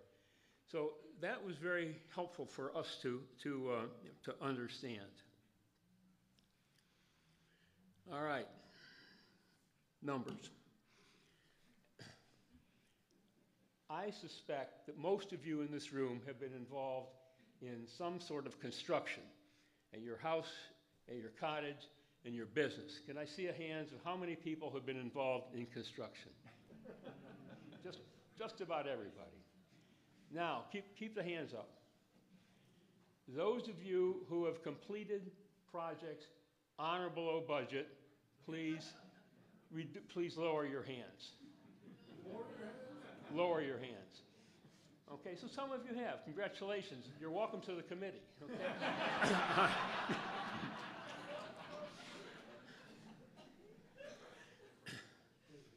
We design for what we know and try to put contingency monies in for what we don't know. And that's what we've done in this situation. We have 3 consistent estimates. We expect to be able to get this project done in the range of $4 million over a number of years. Pardon me, what am I doing? I'm sorry. I thought I was yelling sufficiently loudly, but it's being recorded, and I'm trying not to be recorded. 2 of our engineers have done their own estimates based upon what their discussions were with contractors and their knowledge of costs and such. And CDE came up with a budget plan, which, as we attempt to put the right levels of contingency on it, we think a $4 million budget is what it's going to take to get this work done. The timing of this is not necessarily fixed yet. That's going to be, the board's going to work on that. I'll talk about that in a minute.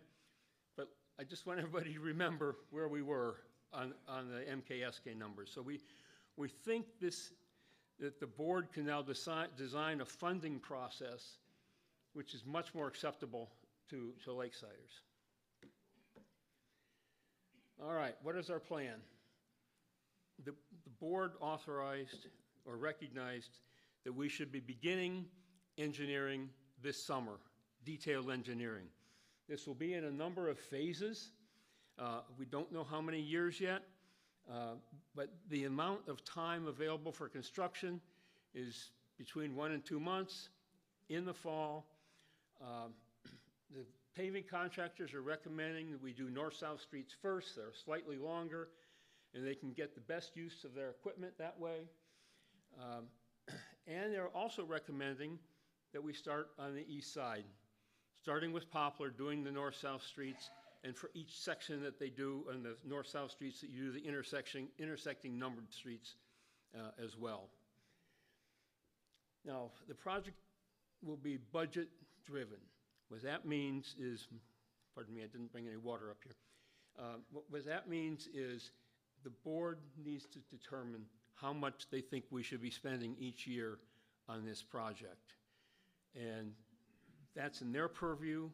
Well, pardon me, management's supposed to be figuring that out, presenting that to the board, and that's in process at this point in time. Both Jim and I have had discussions with staff members on this matter, and I have with the board members as well. So that we'll hear from that. I don't know the timing, but I suspect it'll be, thank you very much, before too long.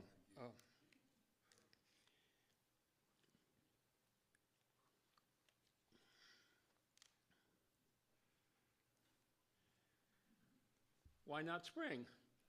Well, there's not enough time in the spring. Weather's too uncertain.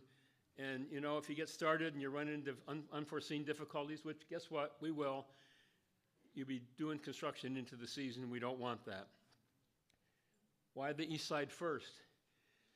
You know, my house is not on the east side, so.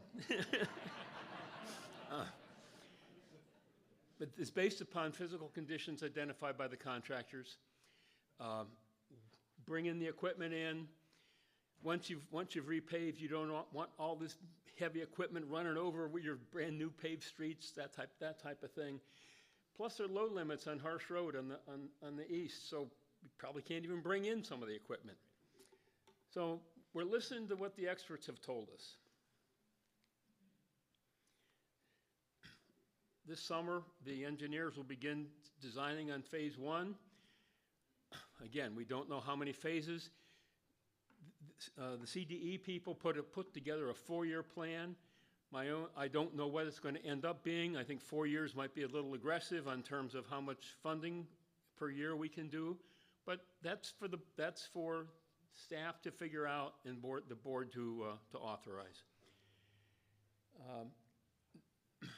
Good news for the SDA guys, your pay is going to be doubled for continuing to work on this project, helping staff as staff needs the assistance over the project. And let's see, what else? Anything else here? Yes, what are the next steps?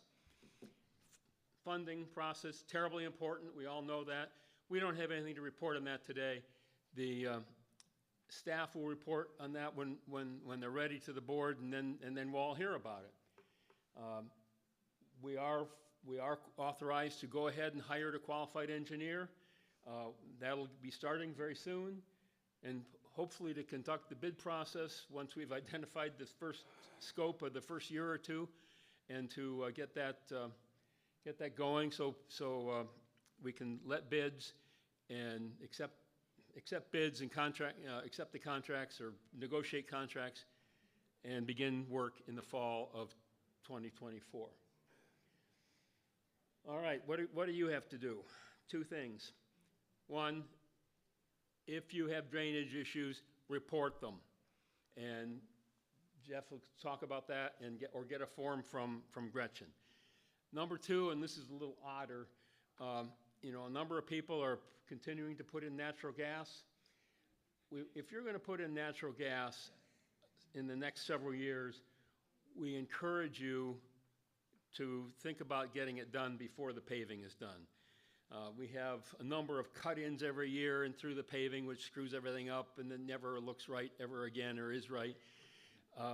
And the staff has an assignment to work with Columbia Gas to see if we can help them change some of their procedures to be a little more consumer friendly. We'll see about that. Yeah, no promises on that one. So, Jeff, that's our presentation.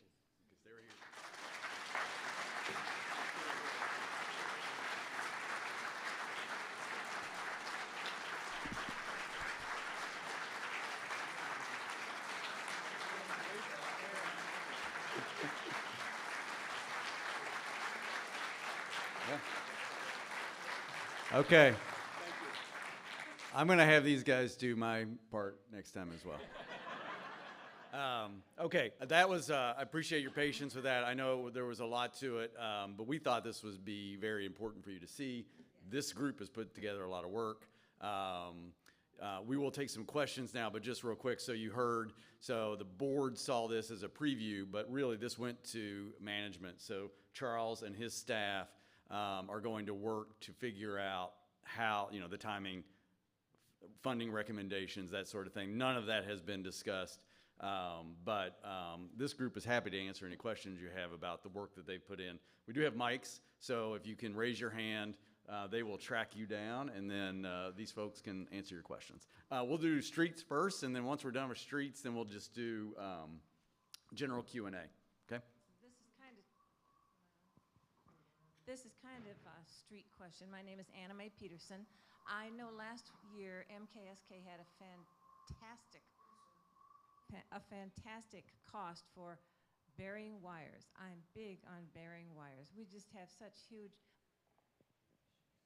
issues with our wiring. Has that been considered at all? Currently, that was not part of our purview, no. We were basically doing the streets and the drainage.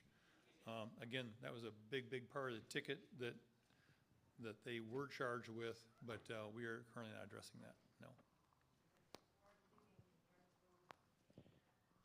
I worked for First Energy for over 40 years. I would recommend you not bury the wires in a retrofit situation. It's much harder to fix when there's a problem, and it's very, very, very expensive. And I understand the visual process, but I enjoy the wires is what I would say. I'm sorry to say it that way. One more comment on that. There has been conversation in our group about the communication wires that are dangling on the kiosk in front of Hoover Auditorium. We are going to try and get those buried. We have not contacted the vendors or the suppliers of that yet, but that's going to be one of the things we're going to try to address to get that big, huge bundle of communication wires underground in front of Hoover, so, for what it's worth. Terry Johnson. There's a lot of construction that starts on cottages, new cottages, upgrades in the fall. How would that impact your paving process? In general, we're just gonna have to work together on it. We understand that there's a limited construction season too. Ours is limited from about September until November. So the rest of the construction can go on all winter long, but our work has to get done before we get to freezing weather. So we'll just have to work with it. That's all we can do. Bill Drackett, Peach and Lakefront. Greg Bueller and I and Bill Williams and a variety of others worked with Lakeside last year. And if anyone is interested, we used the prototype plan, and the property owners, all the property owners on Peach went together, and with Lakeside's help, we repaved the 100 block of Peach. It all came up. We had some base to repair, very little, luckily. It was all due to gas line cuts that had to be repaired. But we took the dome out of the street and did the new plan. So anyone who's interested, check out the 100 block of Peach. It works. The prototype works. And thank you, Greg.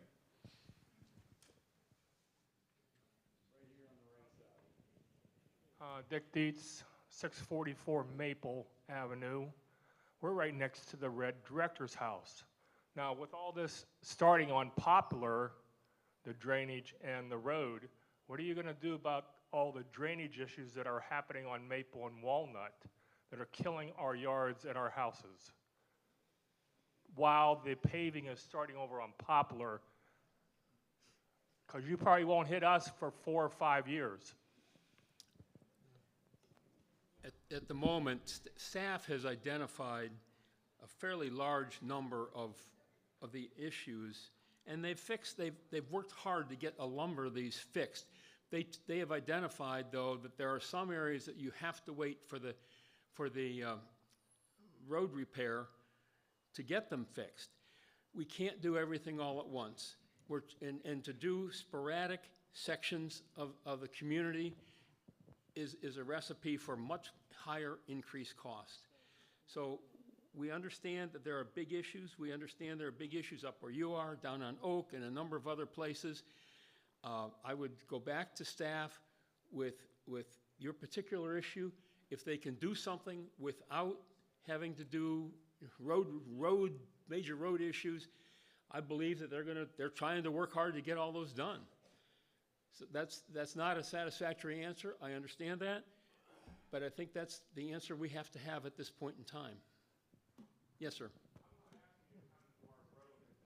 Things like that. I'm asking you to correct our drainage issue on Maple so you can do the road eventually in 2032. Because that's when you'll hit us, is 2032 at this rate. Well, I hope that's not correct. I hope we're within a 4 or 5 year period of time. I've had this issue since I moved in. We understand. And I have a flood, a swimming pool in my side yard right in front of my barn every time it rains. Every time it rains. There should be some way to direct the water to either go straight down Maple or have some new stores put in up in there. Again, I'm going to ask you to report this issue to staff, and I'm going to promise on their behalf, Charles, staff will get back to you on this issue. I don't know what they're going to say, but they will come and look at it again, and that's the best we can do at this point. That's not satisfactory. I do understand that. I have one more question. Yes, sir. Somebody else. Can I do something about it? I don't know why not. But again, I'd check with the people on staff who are familiar with the physical properties to see what they have to say. Any other questions on streets, drainage, and then if not, we'll do some general Q&A. Streets, drainage, right here. There you go.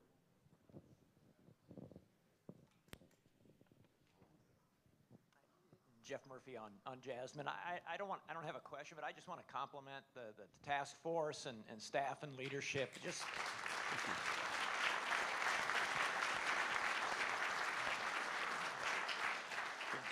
done an outstanding job. To go from 10 to 30 million to under 4 is a tremendous accomplishment. So thank you very much.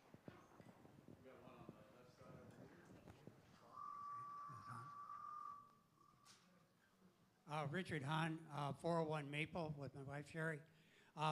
First of all, I do know the compliments to the task force for a wonderful job and being so forthright and a true heart of spirit of Lakeside.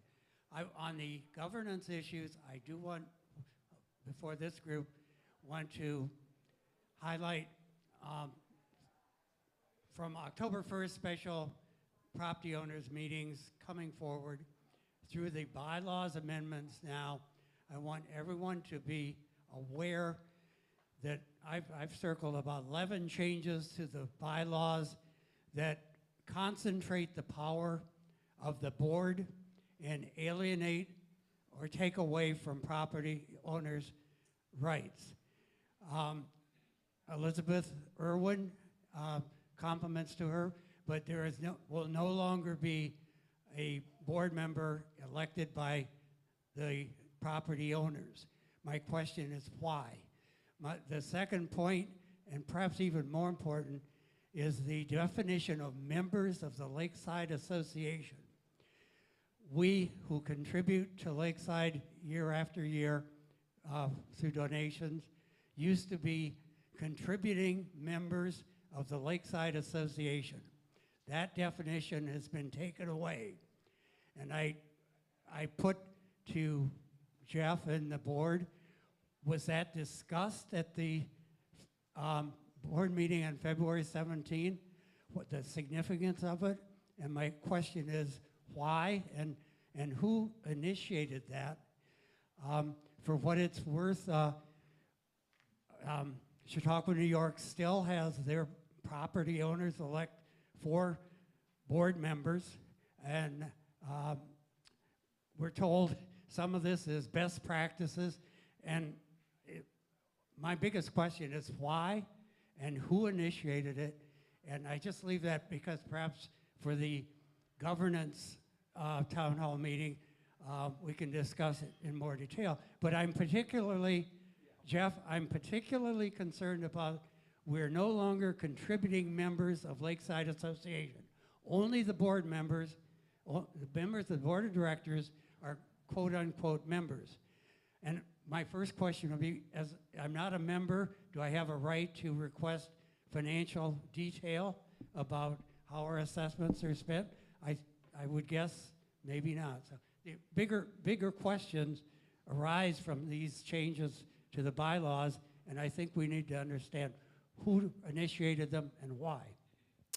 Thanks for the question. We'll come back to some streets question in a moment.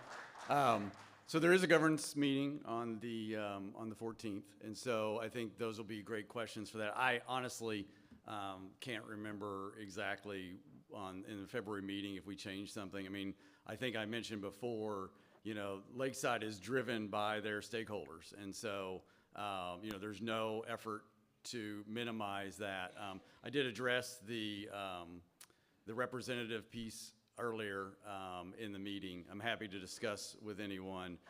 You know, I don't believe we're minimizing our contribution or representation in the future, but I'm happy to discuss that, and then Elizabeth and I are going to work on that as well. So, but there will be a significant discussion around governance, best practices, and that's really what any changes to the bylaws were about, is putting in best practices for any organization. You know, I mentioned our bylaws for LPOA earlier. Lakeside's bylaws were in need of update, same thing, and that's why those were updated. So, do we have any streets questions before we go on to general? Okay, I know we got one there, I think, and then Dwight, right down here in the front, please. Oh, right over there first. I'm Charlie Meyer. I'm on the design review board presently. For your water issues, we've been highly encouraging French drains on all new structures or a lot of changes. I'm on Poplar Avenue, which I'm excited about. But I initially had a problem with drainage big time. When I bought the cottage, it had a blacktop pad right out in front of our front door. And as the water came down the hill on 436 Poplar, I literally could not walk into my front door of the cottage. It was like 6 to 8 inches deep. I tore that blacktop out, had them dig a huge French drain and grassed it in, which is a big plus. But we're making a solid effort to help a little bit on this water control with French drains. Thank you for that. I've got a question right here on this side. Yep. Mary Gallagher, 619 Central. I have a question about the financing on this program. If there's 1,000 homeowners in Lakeside and you're talking $4 million, I think that's 4,000 each. All right? Better than the 15,000 that we were looking at. My question is, who is responsible on the board or in finance to look at where our assessment fees are going that are supposed to specifically be going towards this? To quote a previous CEO, this can has been kicked down the road for a long time. We should not be having these problems with money for our streets. Who's responsible for bringing this back into alignment? So the next steps for this is this was presented to Lakeside Management. So Charles and his finance team will come with a recommendation to the board for how to pay for it and how many years, whether that's a combination, could be assessments, could be bonding.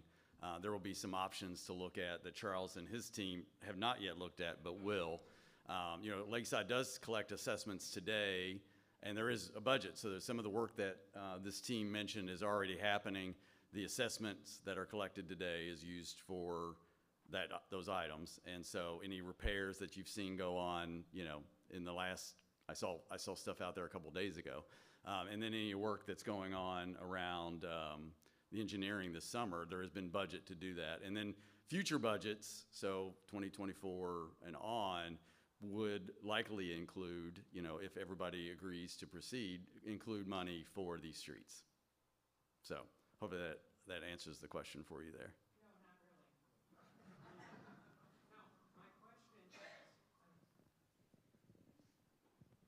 are we going to be able to see where our assessment money goes specifically? I have heard that under the way it's been done in the past, the money for security, because they're on the roads, is taken out of the assessment.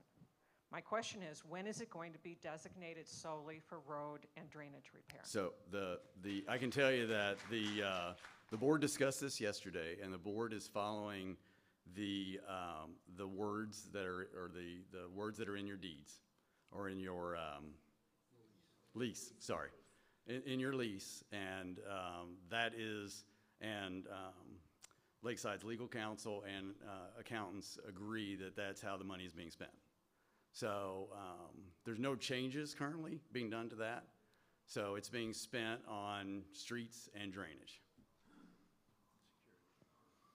Yeah. I'm sorry, I just have to say, we spent a lot of money since last October. That is not true. You mentioned legal counsel. Legal counsel for the association said there are no documented guidelines or allocation of allowable expenses charged against the assessment. We spent thousands of dollars to get to that point. Please tell the truth. I can't have a discussion like this. I can only tell you that Lakeside Management and the board fully agree that the money's being spent the way it's allowed to be spent. So That is 100% true. I heard it yesterday. There's no disagreement. Charles can come up here and tell you the same exact thing. If you want to sue Lakeside, you are welcome to do so.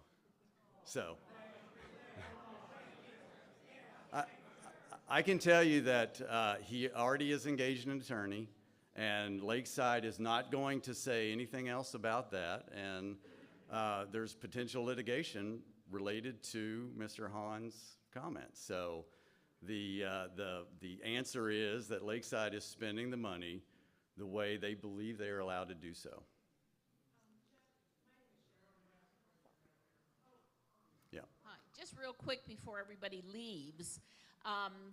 Next Friday from 2 to 4, the cabins that Lakesiders have been volunteering and working so hard for, there's going to be an open house. So on a happy topic, go see how wonderful they look. We've got a question right down front here. So I'll go back to streets and drainage if I could. Sure. Ed Brewster, 638 Central. So back in the late 90s or so, we had new sewers put in. We added a couple of inches of asphalt onto the pavement. They came back the next year or two and did water, added another 2 inches. So I, like other people, have water that's coming down from campgrounds and other places on Central, and Walnut and Maple, the other ones, Oak. The water just going into our house, they're going into the garage, and we built a trench out in our front yard to try to move the water to a safe place and so that it doesn't affect other people. We've also worked with our next door neighbor in building a French drain between the two properties to help with the water issue. But the question I have is that we've had 4 inches of pavement put on top of what we had when we first bought the cottage in 1991. And it's like, are we going to go down just the 2 inches, or are we going to go down to the real sub-base on these streets? Because everybody had water, everybody had sewers put in back in that time frame. I can speak to that issue a little bit. As part of the overall engineering, they're going to do a drawing for every street in the entire city of Lakeside. And they will know what the grades and elevations need to be if we have to take out 4 inches of asphalt to solve drainage problems, or 6 inches of asphalt. We do have contingency monies in our funds to do those kinds of things where that's necessary. If it's not necessary, and if we don't have issues caused by too high of a street, then we won't, okay? So we're going to try and address it on a street-by-street basis. If we have to tilt a street a certain direction, we can do that. If we have to put in more drainage in terms of French drains or other drains, we're going to try and do that. But I understand the situation. I live out in Island View, had the same situation. Right now the street's an inch higher than my driveway is. So I get it, I understand that. But that will be addressed by the engineering drawings as they're developed phase by phase, okay? Hold on one sec. Thank you. So yeah, hey, just real quick on that, and so I apologize for my, I think that related to assessments, you know, there's disagreement, you know. Getting on me in this meeting isn't going to change that. So Lakeside and the board and administration is all on the same page that those funds are being spent correctly. You can disagree. I'm not the one to disagree with in this meeting. There's nothing I can do about it right here. I've heard the accountants look at it. I've heard them say these monies are being spent appropriately according to the leases, and that's what I've got for you. So now I'll take a next question right there. Okay, I'm Sherry Hahn. I just want to clarify that the whole reason that the issue about how assessment revenues have been spent historically was the source document that Kip handed out at a front porch meeting last August. And that was a financial snapshot of Lakeside for the past 5 years, ending the fiscal year 2022. And in that, it showed that over $1 million of assessments was collected every year in excess revenue. So point being that on this snapshot, and I can send out a copy of this to anybody who's interested. But there's a pie chart and there's an explanation from KIP and the association saying that the use of assessments was for a number of other operating expenses. And there were asterisks under the description of how those assessments were allocated. So $1 million in excess revenue from assessments only every year would have paved for the streets. Over 5 years, we would have in our account right now $5 million allocated toward streets and sanitary. KIP said at the August 3rd meeting, there is no money set aside for streets, that all the assessment funds have been used. So the reason that we, Richard and I, and a number of very concerned property owners even raised this issue and went to a lot of trouble to find out what Lakeside's rationale is for using the assessment money for things other than streets. That's why we went to the trouble. We are not trying to be mean. It is money that in our lease is specified should be used only for streets and sanitary. And we want to find out two things. If it's being used for operating expenses, perhaps we at Lakeside ought to look at how our operating expenses are so high that they need to dip into assessments. And secondly, if this has been a pattern over the past, how do we know that it's not going to continue in the future? And when our assessment rates are increased, we won't still have this problem 4 or 5 years from now where we don't have enough money to cover the costs. That's our point. Thank you.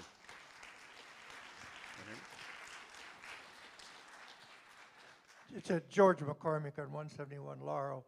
Just a comment, until the last paving process here when they put in all the sewers, most of the streets were ditched, so the water ran down the centers of the streets. In the case of between 2nd and the lake, they ran down to drains at the end of the street and into the lake. At that point, when they repaved the streets, they crowned them all. I argue, ones on our street had argued with them not to crown it. We didn't want it done because of the water. But anyway, they said they would crown them because it was easier to maintain with a crown street than with a ditch street. And so they crowned them all, and of course then the water ran off onto the properties. And I think that's one of the main problems there's been in all these streets is because they crowned them and it's running off onto the side properties. That's the problem. Where's Rob? No questions on there? I know we got one on the right.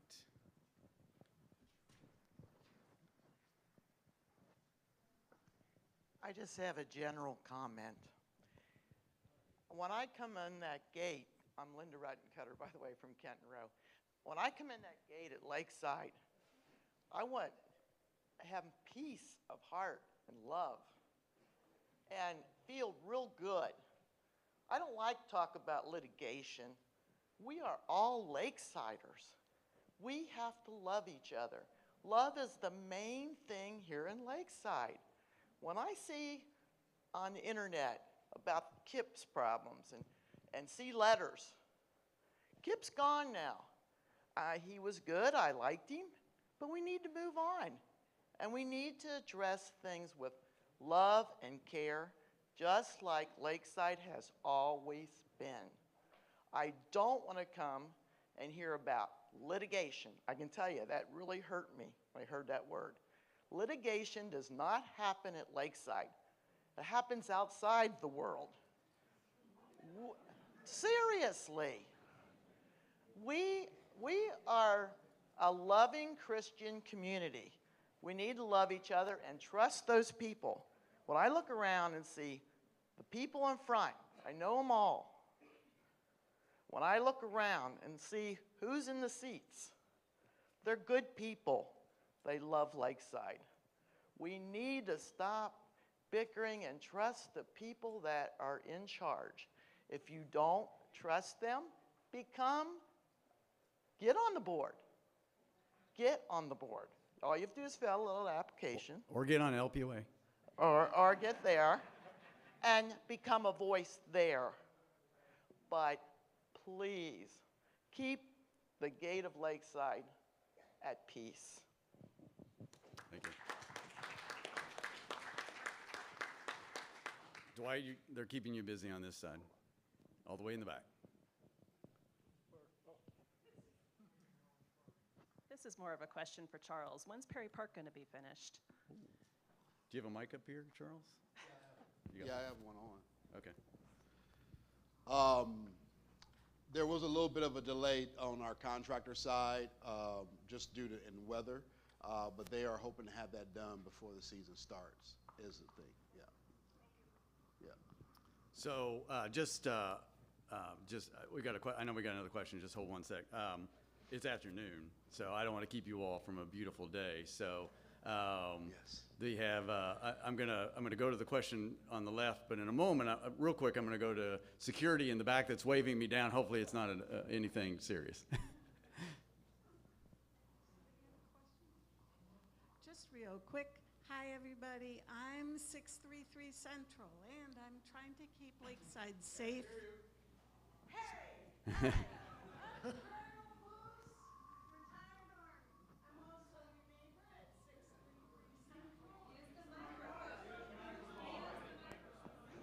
Use the mic.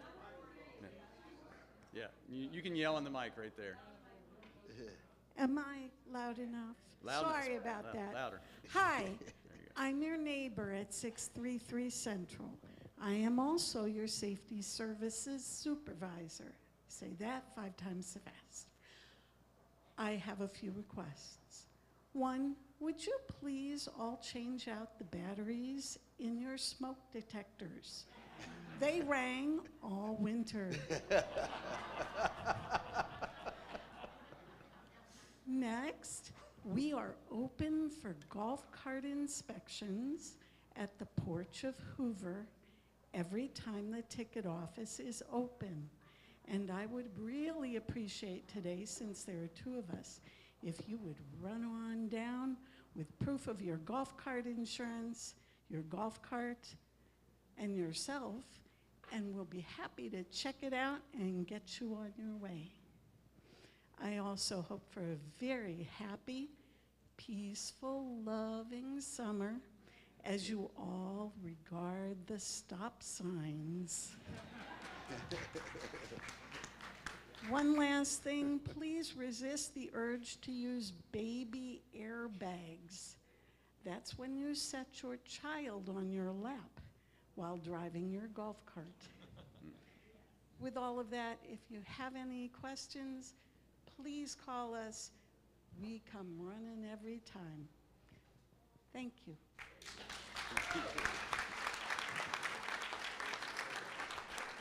Okay, I think we have one more question, and so we'll take that question and then we'll wrap it up for the day. Thank you, Jeff. My name is Ted Walkenhorst. I live at 344 Cherry, 4th generation Lakesider. Most of you know my name. I got name checked by Charles at the meeting last Saturday. My issue is Lakeside governance. There are many people who agree that Lakeside can be governed better. I'm only asking for a conversation with the community about governance. I remember, one of the things that concerned me about governance, and most of LPOA members remember last summer when we got surprised, really surprised, in a very bad way, with this MKSK report. It was dropped on us out of the blue. If we had been able to attend Lakeside Association board meetings leading up to the announcement of the MKSK $10 to $30 million proposal, we could have had conversations. We wouldn't have had to appoint a Streets and Drainage Advisory Board. We would have been able to have that advisory board do their work. We wouldn't have had Lakesiders actually sell their homes. We know someone who's done that because they knew they would not be able to afford the $10 to $30 million assessment that the board was prepared to approve. If you go back and look at the board update from their August meeting last year, it said they were ready to approve that at their November meeting. It was only after this was presented to the LPOA last summer that changed. The point is, we can do better in terms of governance. There's two issues. There's accountability, and that means do we elect our board members, or are they self-selected by the board? The other is transparency. Will we ever be able to attend a Lakeside Association directors meeting? Will we ever be able to do that? So far, the answer has been no. After the community meeting last Saturday, I knew there was going to be a Lakeside Board of Directors meeting yesterday. I walked up to Jane. I said, Jane, would any member of the community be able to address the Lakeside Association Board next Friday? She said no. So transparency is an issue. It's wonderful for the board to tell us that they're acting in our best interest, and then we have to believe them, because we cannot attend their meetings. We do not see their minutes. We see their board updates. We do not see their minutes. We don't see their full financials. Members of our community have had to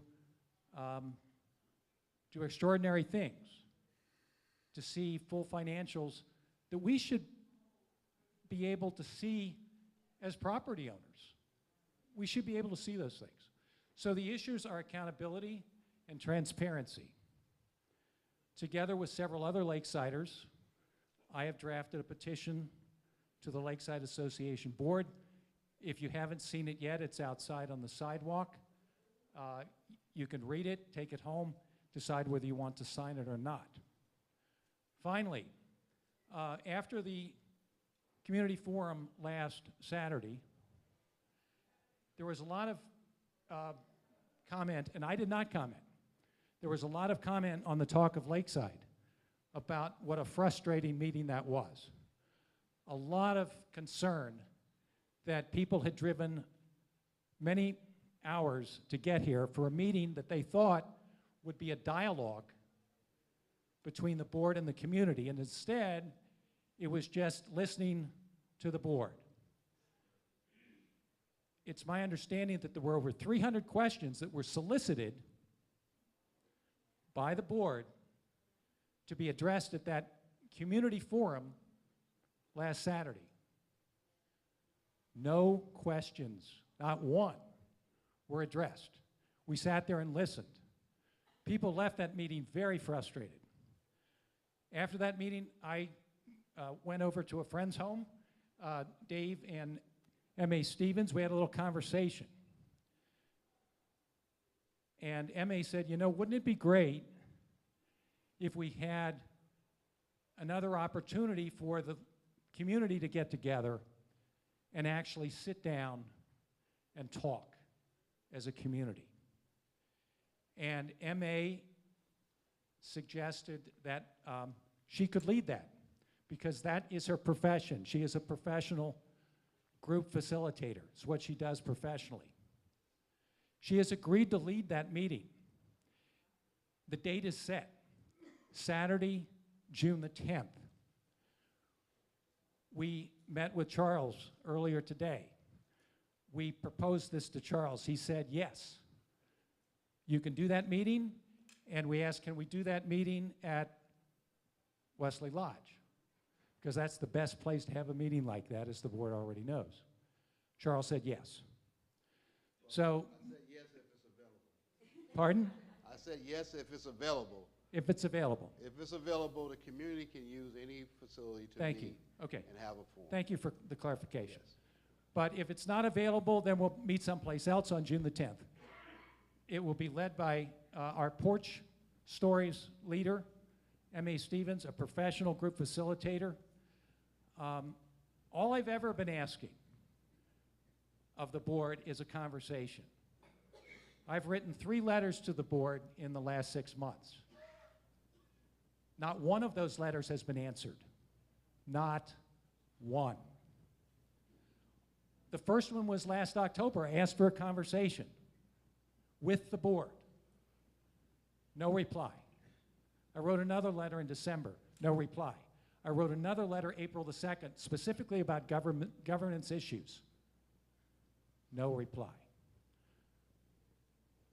I'm just saying that I think Lakeside can do better. I'm not trying to create a revolution. That's not me. I'm a lawyer. I don't do crazy things. I just think we should be doing simple things, like having conversations together so that we don't get into a situation like we got into with streets and drainage, where people are selling their homes because they're afraid they can't pay the assessments. That was an unforced error. It didn't have to happen. If board meetings had been open, the community would have known what was coming and been able to head it off before we have the consequences that we had. Thank you.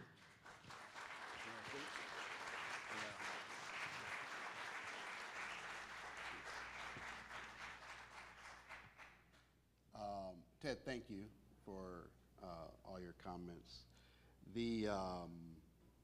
Just a couple things in that is that, we'll continue to have dialogue and conversations.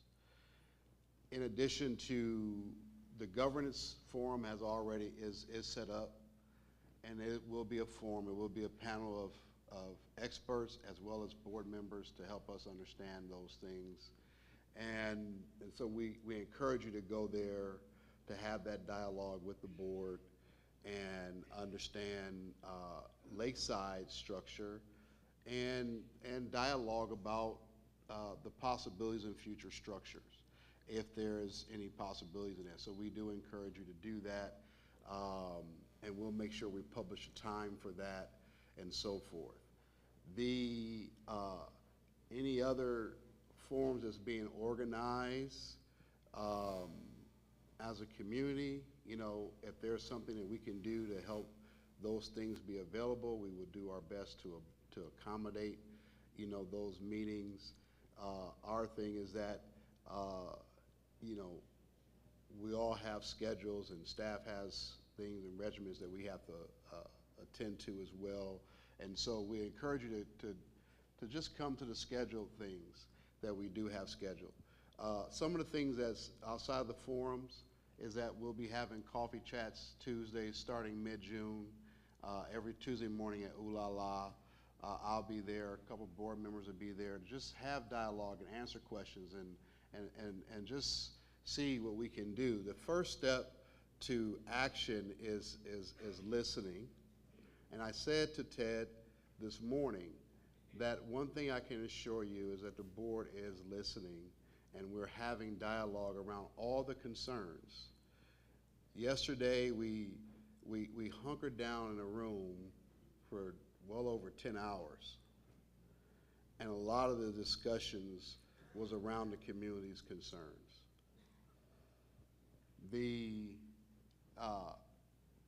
It's going to take time to address every one of those things. And things won't change overnight because we didn't get here overnight. This didn't start with Kip's resignation.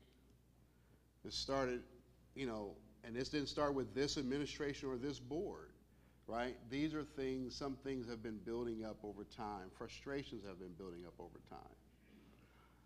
But part of our initiative of alignment and stabilization is to realign our focus on what really matters, keeping the main thing, right? And working together as a community to make Lakeside and continue to make Lakeside the place that it's been for 150 years and moving it on for another 150 years. Because I want somebody in my family to be able to claim they're a true Lakesider 5th generations down. I'm hoping that it happen, right? Like that's our goal. And so as far as the assessments, at coming in to Lakeside, there's a lot of things that we've inherited that was in place. It wasn't like it was bad. It was the methodology that was set up, and that methodology was explained by our previous CFO, Dan Dudley, before his departure in an LPOA meeting, I do believe. And if that recording or those minutes are there, you can see the outline that he laid out for the methodology of how assessments are expensed and what we use those assessments for. when you bring up litigation, if we could reevaluate the methodology, we can't do it in the middle of litigation, right? So these are just things that we just have to, you know, if we're going to get someplace, right, we got to get there together, and we got to get there in partnership. We won't be able to do it because this is not a us against you or you against us or the board against you. And there's listen, I'm a highly suspicious, you don't get me started on some, conspiracies, right? Because my mind would go down a rabbit hole on a lot of different things, right? But if we engage each other in conversation, you may not always like the answer, but we're committed to at least giving answers. And if someone doesn't reply to you or respond to you, please let us know, and I'll do my best to try and get a response for you to the best of my abilities. And again, you may not like the response, but you will get the response. But here's the thing. If you don't like it, then let us as administration and as the staff be that bridge between the board and the community. And because if you blow up the bridge, you blow up the connector, right? We're in the gap on your behalf for this community and on the behalf of making sure our organization stays strong. One of the things that really surprised me watching the documentary, I knew this fundamentally just from reading, but to hear it about Lakeside's trouble and had to actually do a auction, and then it became the Lakeside Association who purchased it. I don't think any of us want to have that as our legacy, where the legacy of the administration at the 150th ruined Lakeside. Nobody signed on to have that as a legacy, because that will be in history forever and everybody will know, like, that administration ruined Lakeside, and that's not our legacy. That's not what we want our legacy to be. So trust that, let's work together, and let's move forward as a community. Thank you, guys. Thank you. Directories are out in the lobby. Appreciate you coming today, and we'll see you in July.